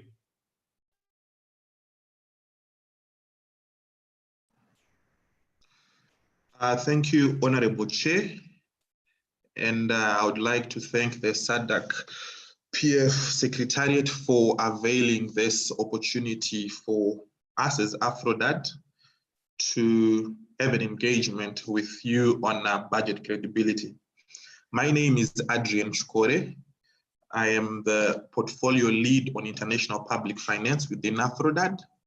And within this portfolio, we basically look at three things, namely development effectiveness, that looks at official development assistance within the Africa region, or basically aid. The second work stream looks at emerging lenders, and mainly from the East, looking at banks, including the China Exim, Chinese Development Bank, the New Development Banks, etc. And then lastly, we look at publicly supported private finance, or PPPs, public-private partnerships, and they are linked to the SDGs. So my presentation on international public finance and credibility in the SADC region will focus on the following. One, giving an understanding on development finance within the scope of the Financing for Development agenda. And then I'll give a synopsis of global and regional trends in international public finance, globally as well as in the SADC region. And then look at budget credibility in the context of international public finance within the SADC region. And also I'll discuss the opportunities and challenges within budget cycles as posed by IPF sources. And then I'll delve into international public finance, development cooperation and responding to humanitarian crisis in the SADC region. And then lastly, these will be the recommendations to our parliamentarians. So to start with, financing for development is all about promoting a comprehensive and integrated approach to providing the policies and resources needed to support sustainable development around the globe. It includes the mobilization of domestic resources such as tax revenues as highlighted by Ranga, as well as international financial resources that include official development assistance, foreign direct investment, remittances, as well as public-private partnerships as a financing mechanism. Harnessing the role of the private sector in financing development, maximizing the use of innovative financing sources and mechanisms, as well as increasing trade capacity and investment to create jobs and drive economic growth, and promoting debt sustainability are also tenets of the Financing for Development agenda. But within this agenda, the principles of aid and development effectiveness all have to apply to these areas, and they can help to ensure that resources are effectively and efficiently targeted. And when I'm talking about development effectiveness principles, here I'm talking about the use of country systems, transparency and accountability, as well as focusing on results, development impact. So when we're talking about the frameworks for development, financing for development within the globe, at the supra level, we do have the third conference on financing for development that came up with the Agenda 2030.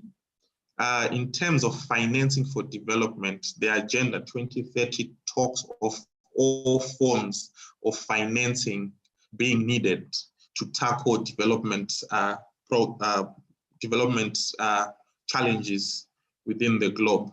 And here, given that ODA, official development assistance, was not fulfilling the financing needs within the MDGs, the Agenda 2030 or the SDGs talk about the need to include international and domestic private and public finances, as well as remittances, private sector interventions, innovative finance, debt finance, as well as domestic resource mobilization, which currently seems not to be meeting the financing needs of the globe. But at Africa level, Agenda 2063 through its 10-year resource mobilization strategy also talks about DRM, and they posit, the AU Commission posits that DRM should at least contribute between 70 to 80%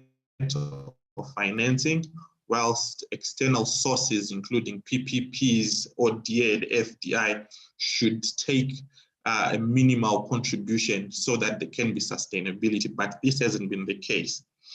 As we can see, the rising trend in private sector interventions in development, we still see that dependency that the African continent has on official development assistance.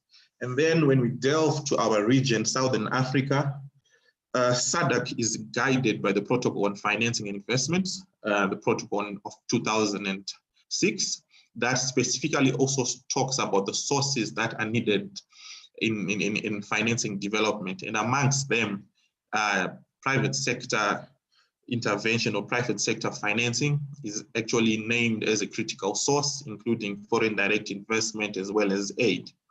And this is all highlighted in the Vision 2050 that was recently approved by the SADC heads of state at the SADC summit in August. This is also included in the Regional Indicative Strategic Development Plan for 2020-2030, as well as the SADC Resource Mobilization Framework. So basically, you can see that from the supra level into the regional levels, this has been the trend. And if you then look at national development plans within Southern African countries, you'd realize Vision 2030 in Zimbabwe, the MDGs in Malawi, the third version. You'd also see this in Mozambique's Vision 2025, that they envisage the use of ODA, foreign direct investment within gas and oil, debt financing, amongst others. This is the same for Zambia's 7th National Development Plan. And you'd see private sector interventions taking center stage. So in terms of the global outlook with regards to financing, in terms of international public finance, you can rightly see that a critical source that's currently rising is remittances, where you can see from 1990, it only averaged around 50 billion globally, but the forecast for 2019, you'd see it as at 500 billion. And this is one source that isn't really tapped into within the Africa region, let alone the SADC region. And then the sources of financing that they say they need to engage on, namely foreign direct investment, where a lot of private sector is included, has actually been on a decline. If we were to look from the global financial crisis of 2009, you'd see FDI fell from around 700 billion to almost 580 billion as of 2019. Or official development assistance, which is then aid, over time has failed to meet its mandate as per the requisites of the Monterrey Consensus of the early 2000s, where OECD countries, mainly in Europe, committed to 0.7% of GNI. But over time, it is only hovered around 0.3 and has been hovering at, in terms of monetary terms, only 152 billion.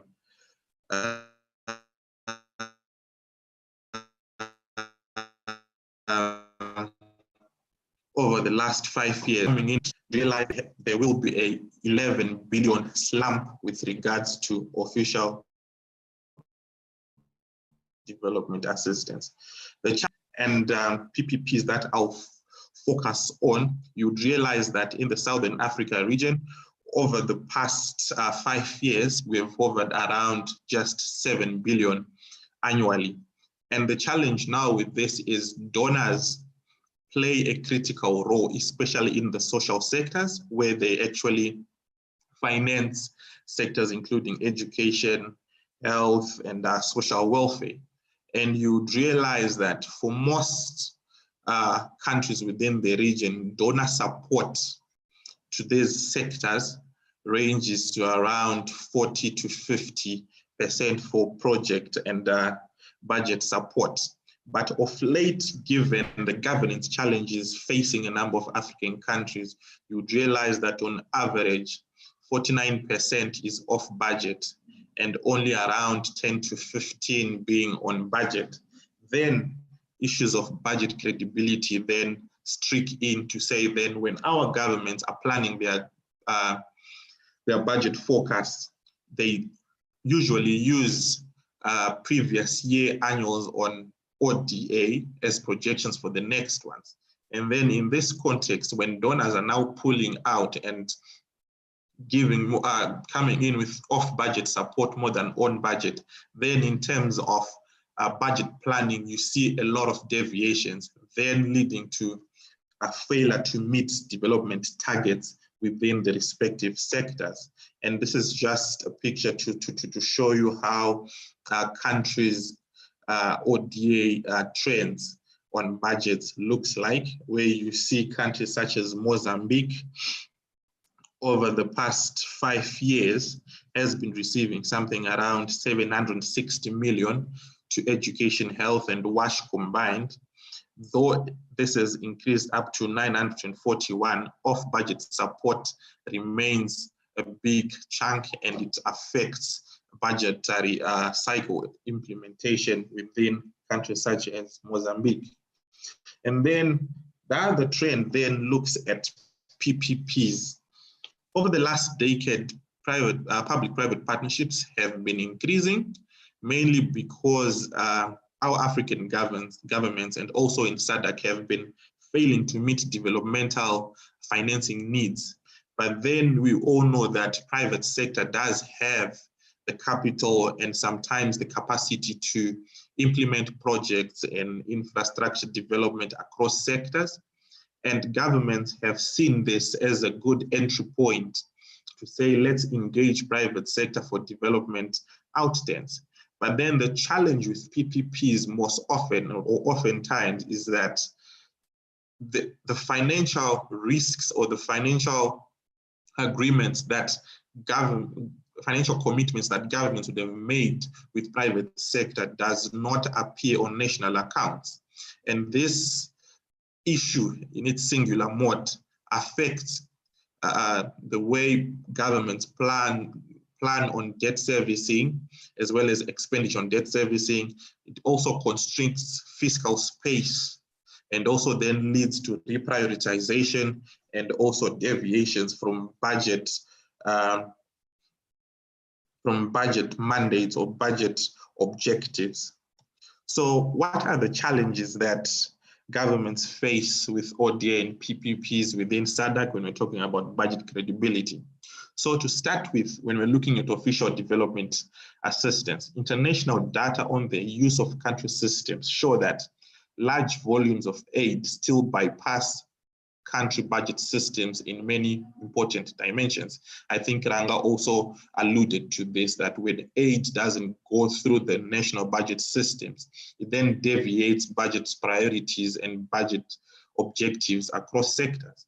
And then secondly, budget support accounts for a significant proportion of aid that uses country systems, hence the off-budget proportion of other modalities is often very high. This is the implication that I've just talked about. And then also there is a challenge that aid agencies have their own reporting systems and public financial management systems that are not necessarily linked to national public finance management systems. And this poses a challenge when we're talking about transparency and accountability of public financing. And then lastly, the fact that ODA is dwindling brings up that case of uncertainty that Ranga was talking about, to say then dwindling and unpredictability then deviates national budget priorities, because when financial commitments are uncertain, then we miss development targets as we would have failed to correctly target in terms of budgetary allocation. And then when we're looking at PPPs, ideally PPPs appeal to governments because they offer a new way of providing public services that is possibly more efficient than traditional public finance. This is a contentious statement, though this appealment to governments then makes government accrue new investments to be that are undertaken without any immediate increase in reported government spending or debt. And these are the contingent liabilities that I was talking about when also talking about aid. And then this motive that new investments offer fiscal space largely rests on an illusion, because in the absence of efficiency gains from PPPs, projects have similar long-run effects on public finances. This is basically to say then the debt stocks of countries that are accrued through PPPs then are serviced over a longer period of time, but yet not appearing on national accounts. And I think the next slide is actually talking about the same things that I've been talking about, so that I'll then move to international public finance, development cooperation, and responding to humanitarian crisis in SADC. I think we all know over the last 5 to 10 years, the SADC region has been inflicted by various humanitarian crises. Here we can talk about droughts induced by cyclones, including El Nino, Japhet, and even Cyclone Idai. And then more recently, the COVID-19 pandemic struck. And the unfortunate part of these humanitarian crises in Southern Africa is that they emanate when SADC countries actually are cash-strapped to respond to this crisis. And mainly this is because of weak social protection systems, weak humanitarian response systems, limited fiscal space, as well as limited coordination at SADC level. I'm sure we are all aware of the SADC Code on Social Security. I don't know your assessment of its implementation when it comes to COVID-19, but if you look at how countries responded to the COVID pandemic within the last 8 months, you'd realize that countries were pretty much doing this on their own.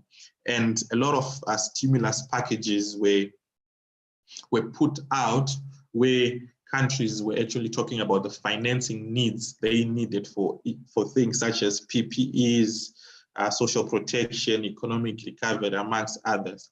But then these stimulus packages have not been resourced solely from domestic resources mobilization or domestic revenues, but rather external financing. Here I'm talking about aid, I'm talking about the private sector, I'm talking about private philanthropies, both from within Africa and globally, such as the Melinda Gates, amongst others, the Bill and Melinda Gates, amongst others.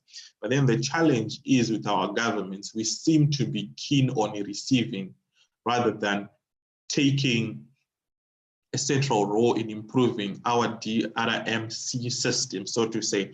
And it is no doubt when countries such as South Africa were talking about their stimulus package as highlighted in this figure, they were looking at around 3.5 billion in financing needs. And I'm sure a lot of us have noticed that South Africa got $1 billion from the New Development Bank, the IMF and the World Bank around the same value as well. But then for countries such as Zimbabwe, Malawi,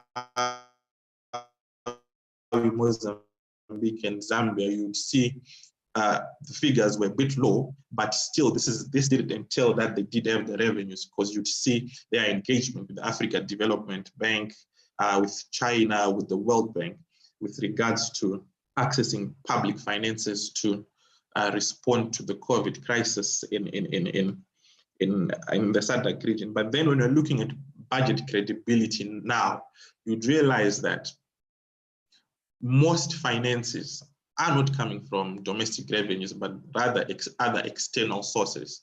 So when governments are budgeting, then how then do they ensure that these finances reflect within the national budget in terms of either debt stock or debt servicing or repayments? That's one. And also what those finances have been used for, they say. And then this then calls for the need for parliaments to take an active role in monitoring these sources of financing. And then this then takes me to the recommendations to parliamentarians, where I'm talking about the need of enhanced oversight to ensure transparency and accountability on ODA disbursements and PPP contracts in respective countries through the use of development effectiveness principles on country ownership, transparency and accountability, and focusing on development results. In the discourse of aid and PPPs, you'd realize that civil society even our government officials, including parliamentarians, exhibit limited capacity in engaging in these sources of financing. So yeah, I'm recommending to parliaments the need for capacity development in understanding, one, either the implications and the need of IPFs or international public financing sources to national budgeting cycles. And then thirdly, this has been a missing component whereby there is need for comprehensive consultations with stakeholders on issues of public financing. And I think parliamentary portfolio committees should make deliberate efforts to ensure that information on project official development assistance, as well as PPPs, is shared widely amongst their constituencies, and sustainability issues be discussed thereof. There is also continued need for partnerships with civil society in advocacy interventions on policy reforms, on sustainable financing instruments through pro-people development finance, especially when we're talking about PPPs. And then lastly, in light of social protection, public finance should push for a more comprehensive social protection framework within the SADC region, which is also in sync to the Africa Social Protection Protocol, which is currently under development. And with this, I thank you, colleagues, for having an ear to my presentation. Thank you.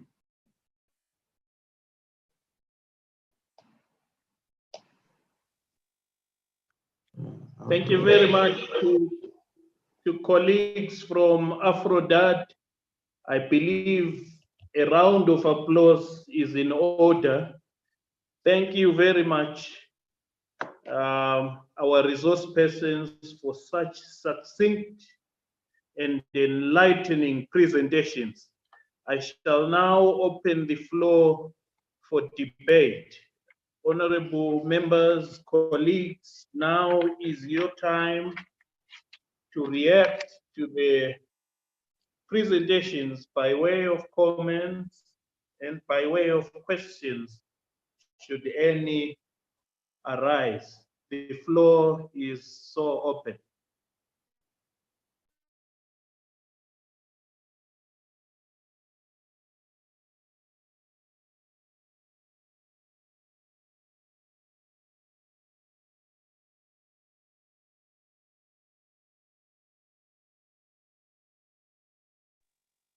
Honorable colleagues, the floor is yours.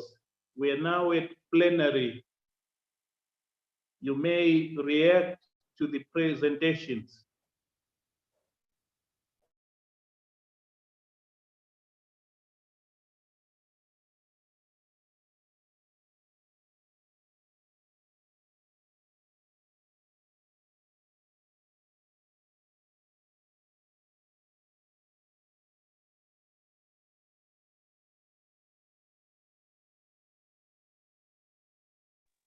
Are we there?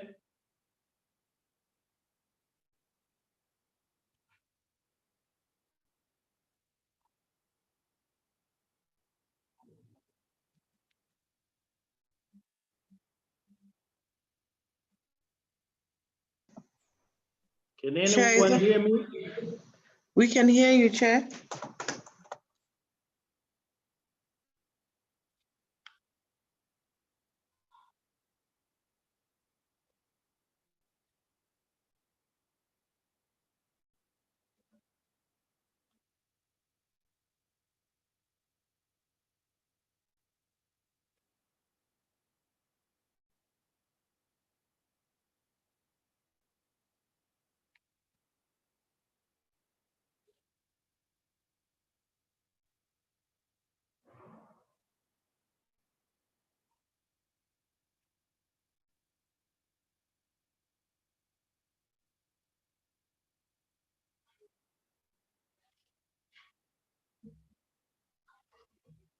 Any reactions, honorable members, to the presentations?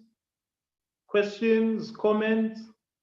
I realize on chat we have a comment from Transparency International in Kenya, who are really commending their colleagues at Afrodat for a brilliant presentation. Any reactions from the floor?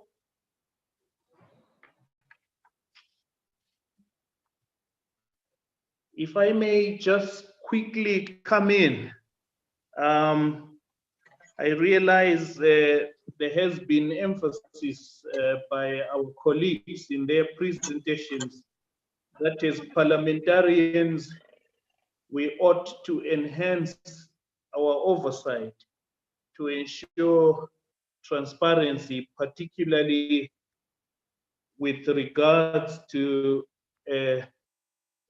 procurement in relationship to the outbreak of COVID-19, for instance. But I'm sure a number of members will admit that at the very inception or the beginning of the lockdowns, virtually everyone was locked down in our various countries, except perhaps for the executive. And a number of member parliaments were affected, and this left the executive in an emergency to their devices, for want of a better phrase. It made it so difficult for Parliament to come in.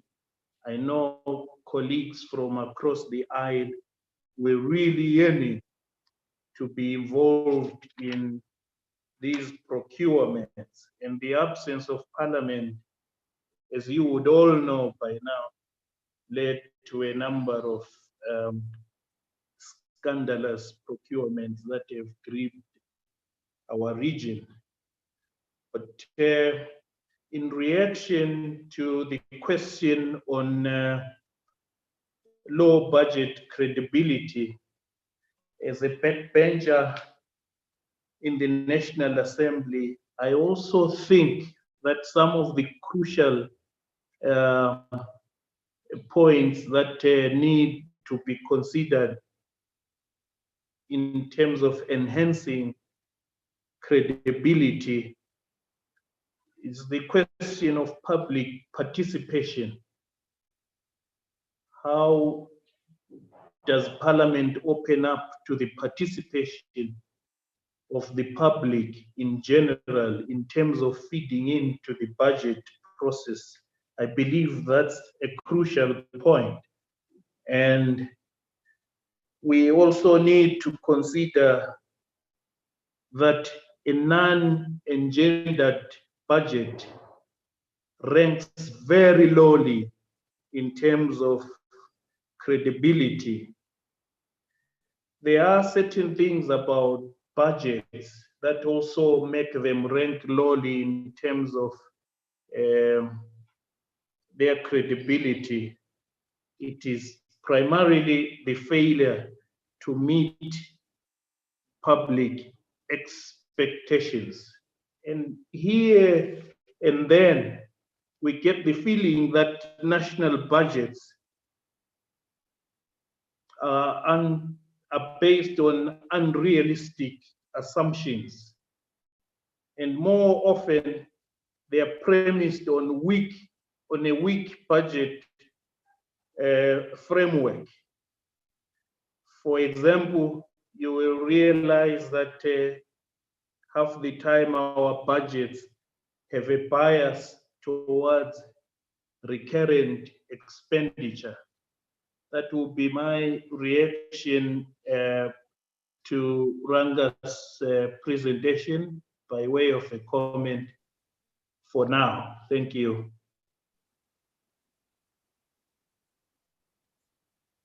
Honorable members, the floor is open.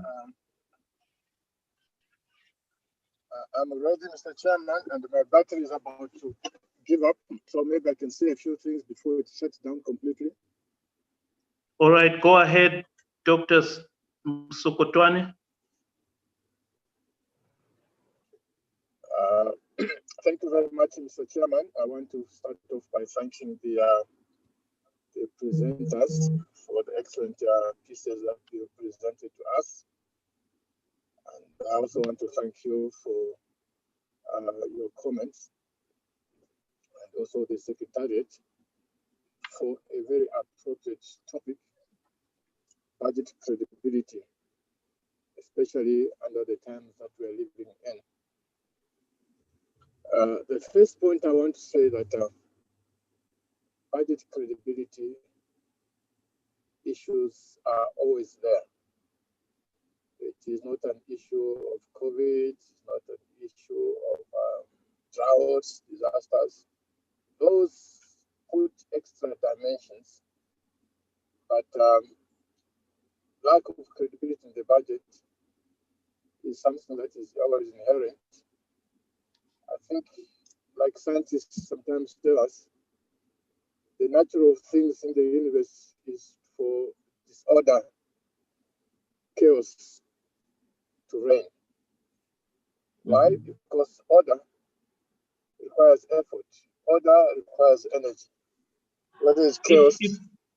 If you may raise your volume a little bit, Honorable Sokotwane, please. Is that better, Mr. Chairman? It sounds better. Okay. I was saying that, just to summarize what I've said so far, the natural tendency of things for lack of credibility, just like in the natural world, the natural state of things is disorder and chaos. Because chaos requires no effort, it requires no energy, whereas order or credibility requires effort. So the fight to have credibility in budgets is an ongoing one.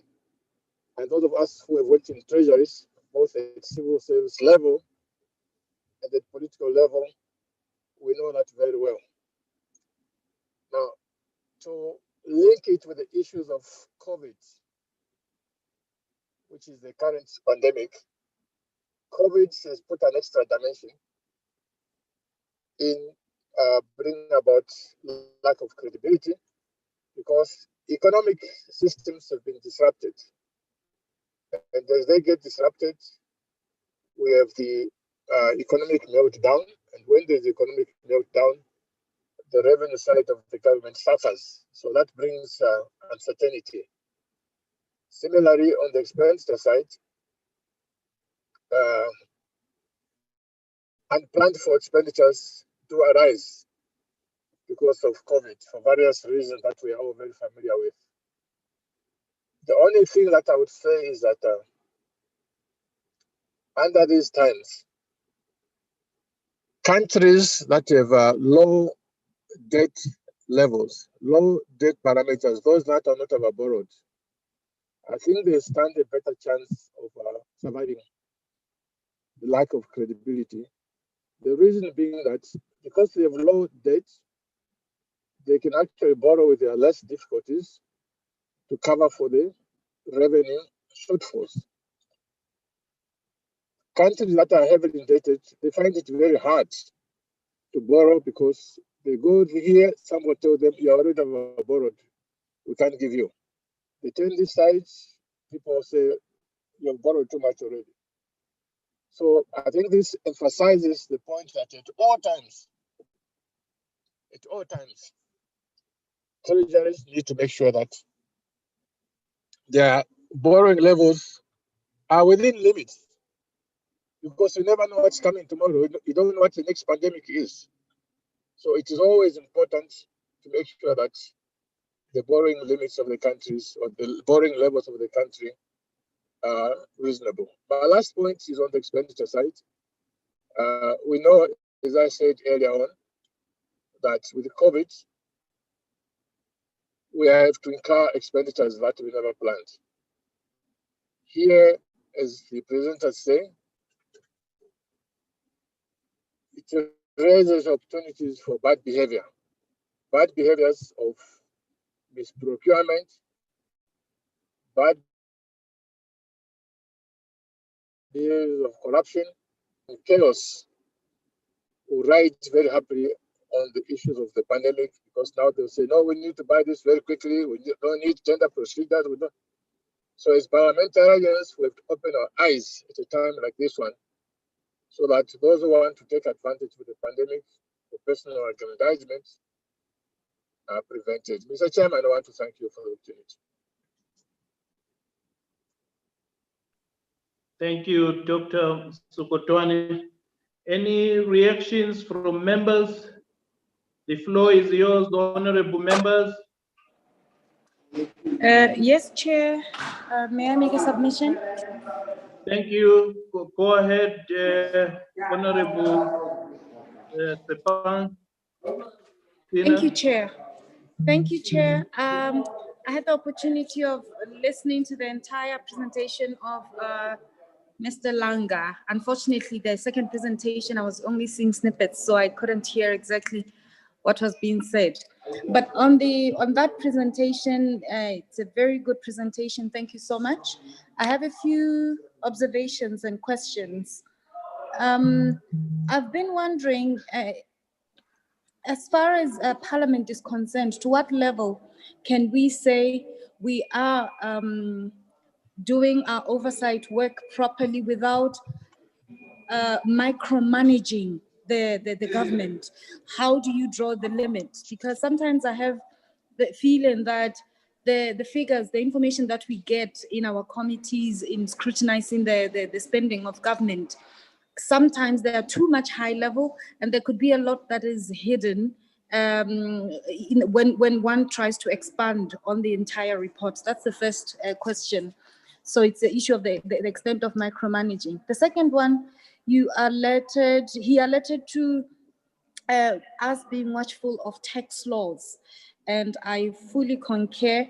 I just want to have an insight of the kinds of laws regarding tax that he feels we should be mindful of, or the creative elements that we need to be observant on when we are making tax laws. For example, in Lesotho, we are in the process of introducing a levy on alcohol and tobacco, and it's created some controversy in terms of shouldn't it be done.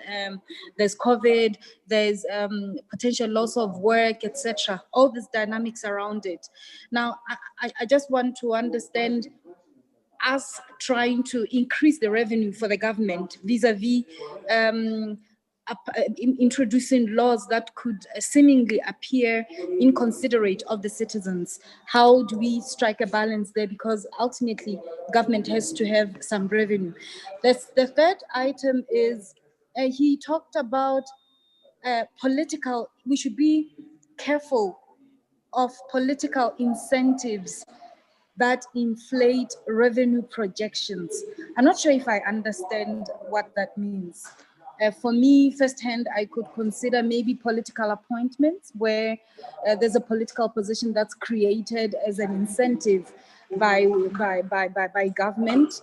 But can you just expand on those? What kind of incentives should we be mindful of? Because we might not be seeing them, yet they are being allocated. And the last, this one is just an observation. There's a statement that we spend more than planned. Granted, there is seemingly a lot of spending, but also there is seemingly a lot of unspending. We are here in a virtual meeting right now. There's a lot of money that's been saved where we could have traveled to the meeting. So is this just an understanding that we are spending more than we had planned? Or there's a study that's been made regarding this? Thank you so much, Chair.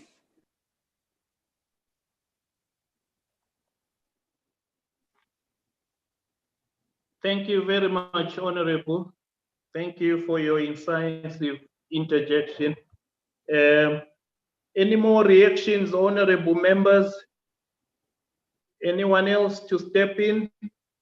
Thank you, Honorable Sepang. I was also hesitant to mention the question of highbrow materials that are fed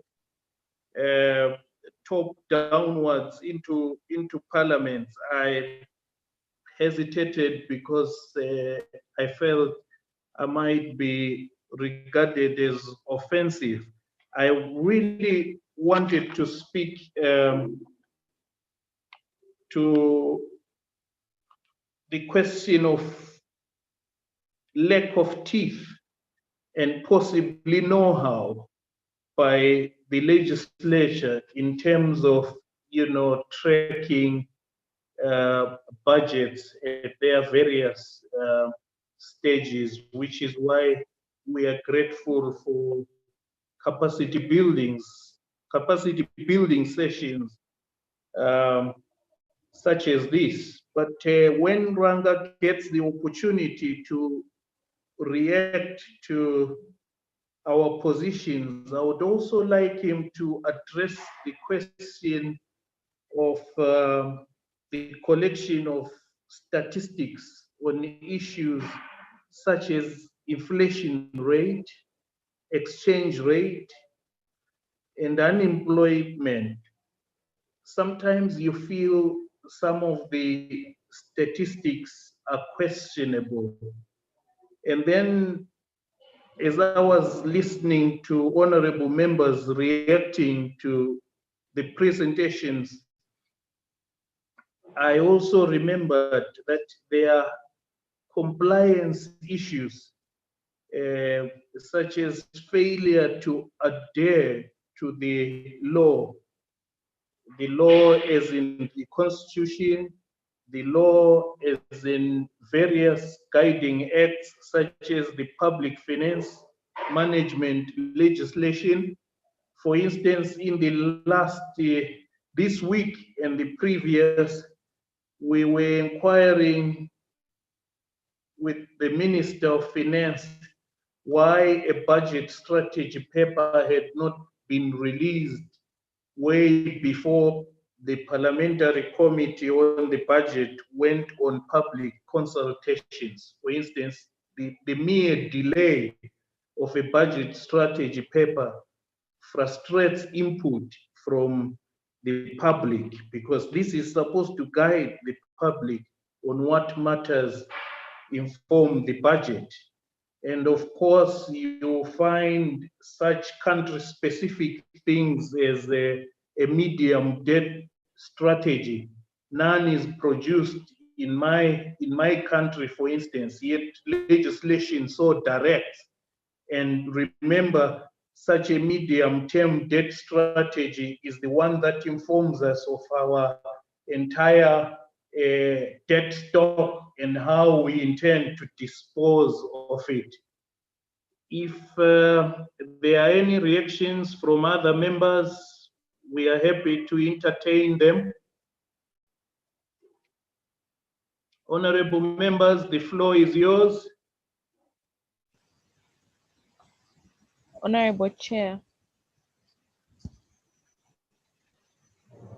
Maybe at this point, we may also allow the presenters to respond to some of the questions that have already been asked before you call upon another set of questions, if that's in order, Honorable Chair. That is very much in order. Thank you. Our presenters, you may react to the comments and questions from the members. Thank you. Okay, thank you, Honorable Chair. I'll try to respond to some of the questions that have been raised by honorable members. For some questions, we've done a lot of research, and we are going to give you a reference to those researches. But one question that I will tackle is on tax laws, where I mentioned that parliamentarians should look into the tax laws. So you find out that our tax laws, they are being superseded by mining agreements, that is from the extractive sector. So when our governments get into agreements with investors, they sign what are called mining development agreements.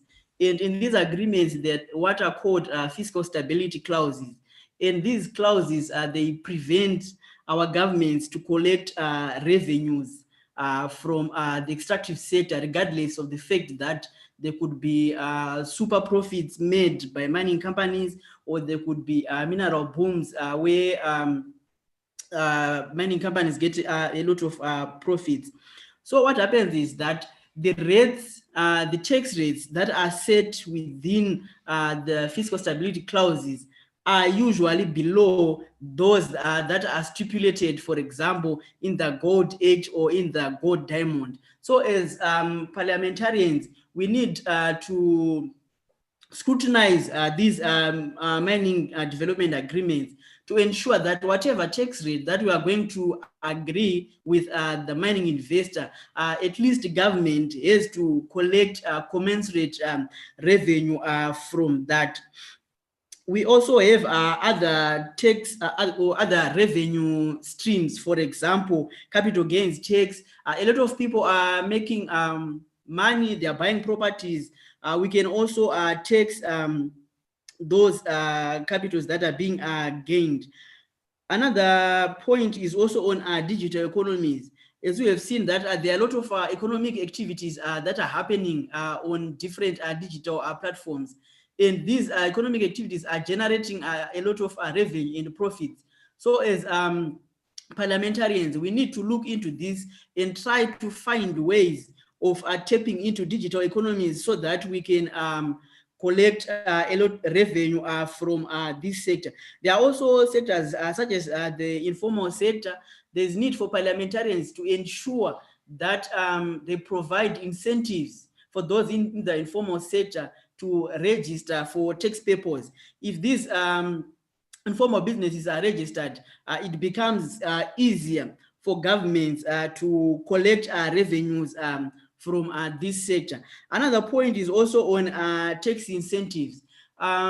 We are offering too much tax incentives to investors. For example, in the mining company, a mining company comes, then we say, okay, for the period of 10 years, we are not going to pay these certain taxes. Then you find out that after that tax holiday period, a mining company might say, okay, we are no longer making profit, this business is no longer profitable, we are now relocating to another area. But during that period, they would have mined our minerals, they would have made a lot of profit, and would have not collected tax because of the incentives that were given to them. So when parliamentarians are approving these mining deals, these are some of the things that they need to consider, that a mine is a life. So before a company comes close to the closure of a mine, for example, we should ensure that from the day that the mining companies are operating,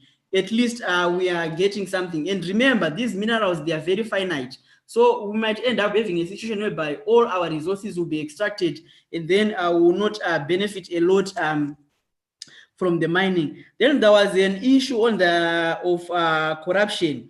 Yes, there was a lot of corruption during the COVID-19 period, and yeah, to be specific, in terms of procurement.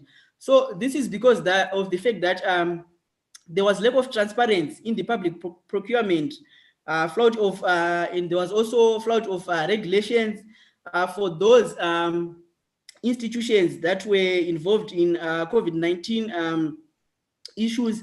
There were no existent internal controls. So this led to corruption. Then there was also lack of transparency and accountability in COVID-19 resources allocation and expenditure.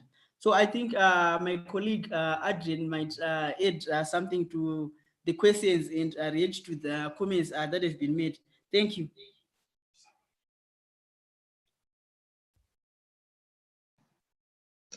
Thank you, Ranga. Over to you, Adrian.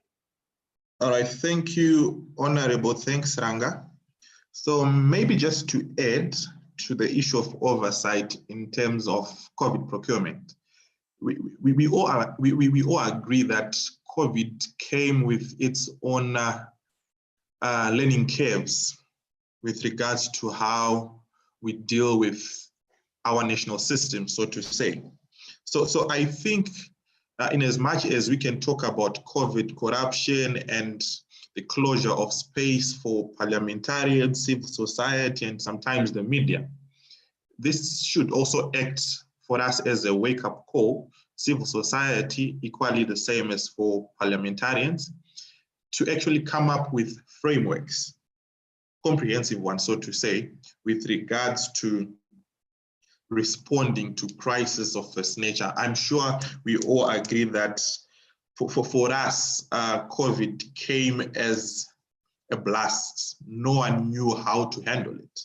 But then in terms of early warning systems and response systems for future pandemics or humanitarian crises that may match COVID, we need to at least have comprehensive frameworks that then look into dealing with issues of oversight, especially the role of parliament, the role of the media, civil society as well, because there were people who were called critical staff, mainly the health experts, amongst other things. But then you realize outside those health practitioners, there are also other critical personnel in terms of governance, and parliamentarians is what are a key component of critical staff that was excluded within this COVID management system. So this is something that we can take going forward.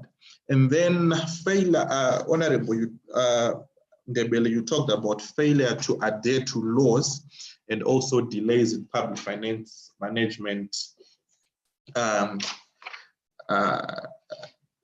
objectives, so to say. So I'll take it from a policy level where you have, let's say in the instance of Zimbabwe, where our constitution has a certain section that gives parliament the power to oversee or to even call the Minister of Finance to respond to issues of public finance, financial management. That's a given.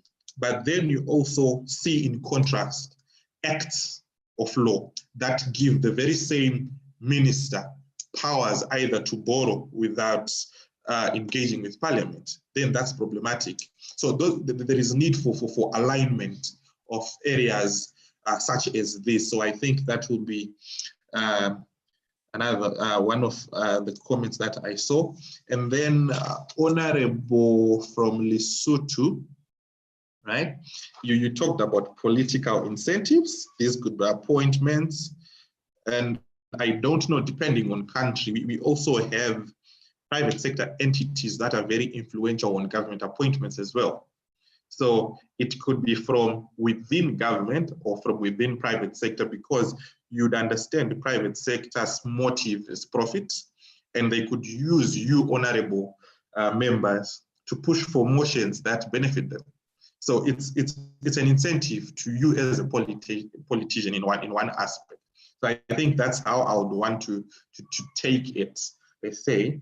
And then you also talked about sin taxes, broadening the basket, the revenue basket through taxing harmful substances such as alcohol, tobacco. It's one way of revenue mobilization. And as AfroDad, we have developed a working paper on sustainable alternative financing for health in Lesotho. And we actually highlighted this as well. So to say taxes on tobacco, alcohol, and fuel, as well as probably broadening it to the telecommunication sector, may be sustainable sources so that you don't borrow. In our context, we were looking at the Queen Mamohato Memorial Hospital and the fiscal impact it has had on the budget, on the health ministry. But then besides that, I think we have seen some sectors that have been developing, and these sectors have got quite some potential. And I think this is the diamond sector in Lesotho, as well as the medicinal marijuana industry. So the challenge then is the acceptability of this at political level, because you'd understand politicians, either within parliament or in the executive, have also got vested interest within business. And that's where most interventions on revenue mobilizations die.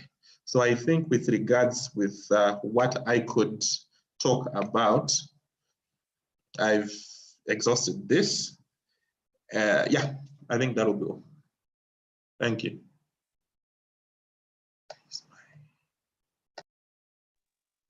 Thank you. Let me invite a second round of questions and comments from honorable members. I see something on chat. That was a reaction from Honorable Tsepang. Thank you, Honorable. Any more questions or comments, honorable members and colleagues? You're welcome.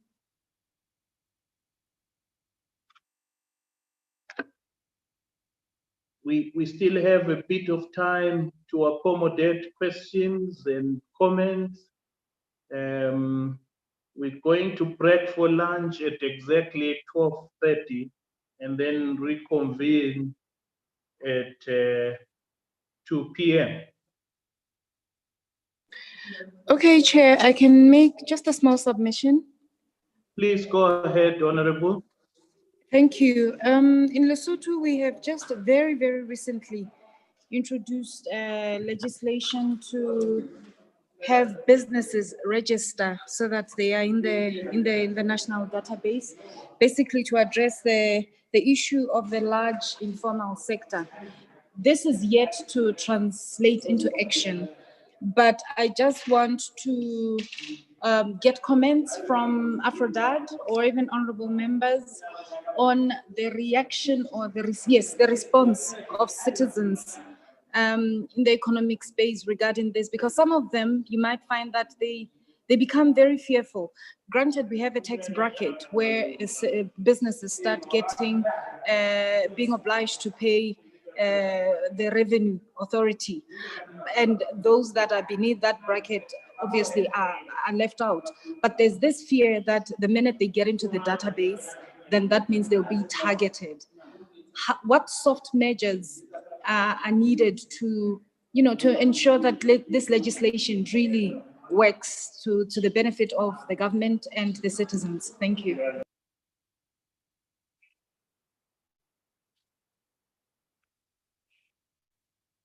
Over to you, gentlemen at Aphrodite, and members of the honorable members may also assist. Okay, let me try to attempt to respond to that. So what happens is that as a citizen, if I pay my tax, I expect to receive service from the government. So in the event that I'm continuously paying taxes and then I'm not receiving anything from the government, then my morale to pay for taxes, it becomes low, and I will try by all means to avoid or evade paying tax. So I think what we need to do is to give confidence to our citizens that, okay, for governments to function, they need revenues. For government to provide the services that are required by citizens, they need revenues. And these revenues have to come from within. These revenues have to come from the economic activities that are taking place within a country. So for the informal sector, there is need for government to demonstrate transparency and accountability, to say that if we collect these taxes from you, this is how we are going to expend the revenues, and this is how we are going to benefit. So the government has to be very transparent and accountable to whatever resources that they take from the informal sector. So I think it's just a matter of trying to find ways on how to improve the morale of taxpayers. It has to be, government has to improve its transparency and accountability in terms of mobilizing those resources and also spending the resources. What priorities are being made by governments in terms of expenditure? Are we seeing a situation whereby the governments collect revenues, then critical sectors such as health, education, water and sanitation, etc. are receiving less disbursements in comparison to other sectors like the security sector, etc. I think those are my submissions.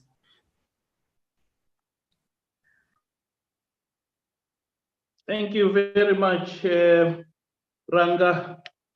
May I ask you to quickly speak to the question of fiscal discipline? You know, the question of zero tolerance on expenditures and on over expenditure and quasi-fiscal activities by central banks, for instance. And finally, the issue of the big question of engendering a budget. What's in it for women and youths, for instance? Please.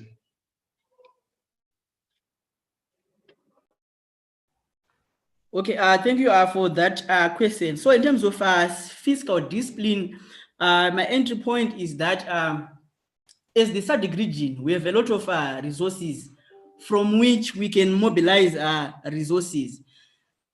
We have a lot of problems that are negatively implying on the mobilization of resources. So at the end, we end up having a situation whereby we spend more than what we have. So in terms of mobilizing resources, let's curb illicit financial flows. Let's put laws in place that deal with tax evasion and tax avoidance. Let us also increase our revenues by scraping tax incentives, because these are revenue losses and their implications on the budget are that we have limited resources to fund our budgets. Then at the end, we will see ourselves spending more than that what we have. Another point is also on what we prioritize, what projects are within our budgets that we are going to fund. There are some projects that do not necessarily benefit the majority of the citizens, and those projects may result in government spending a lot of resources. So I think we just need to prioritize those sectors that bring socio-economic development, sectors that makes the citizens benefit more. And then for those sectors that do not really bring a lot of benefits, we might have to do away with those sectors. I don't know, my colleague Adrian, if you have something to add on. Okay, you say it's okay. Okay, thank you. Those are my submissions. Thank you very much to the two of you for the succinct presentations. We are grateful for that. If there are no reactions or if there is no input from the Secretariat, this concludes our first session.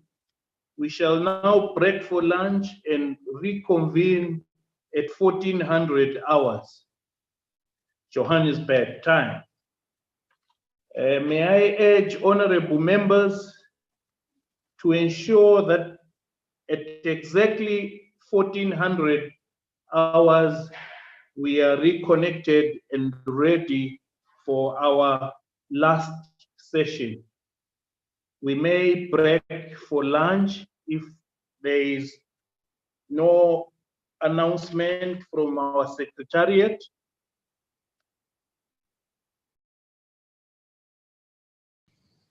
I have no announcement, Honorable Chair.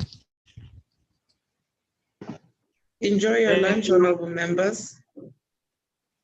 Thank you, Madam Secretary General. Enjoy yours too.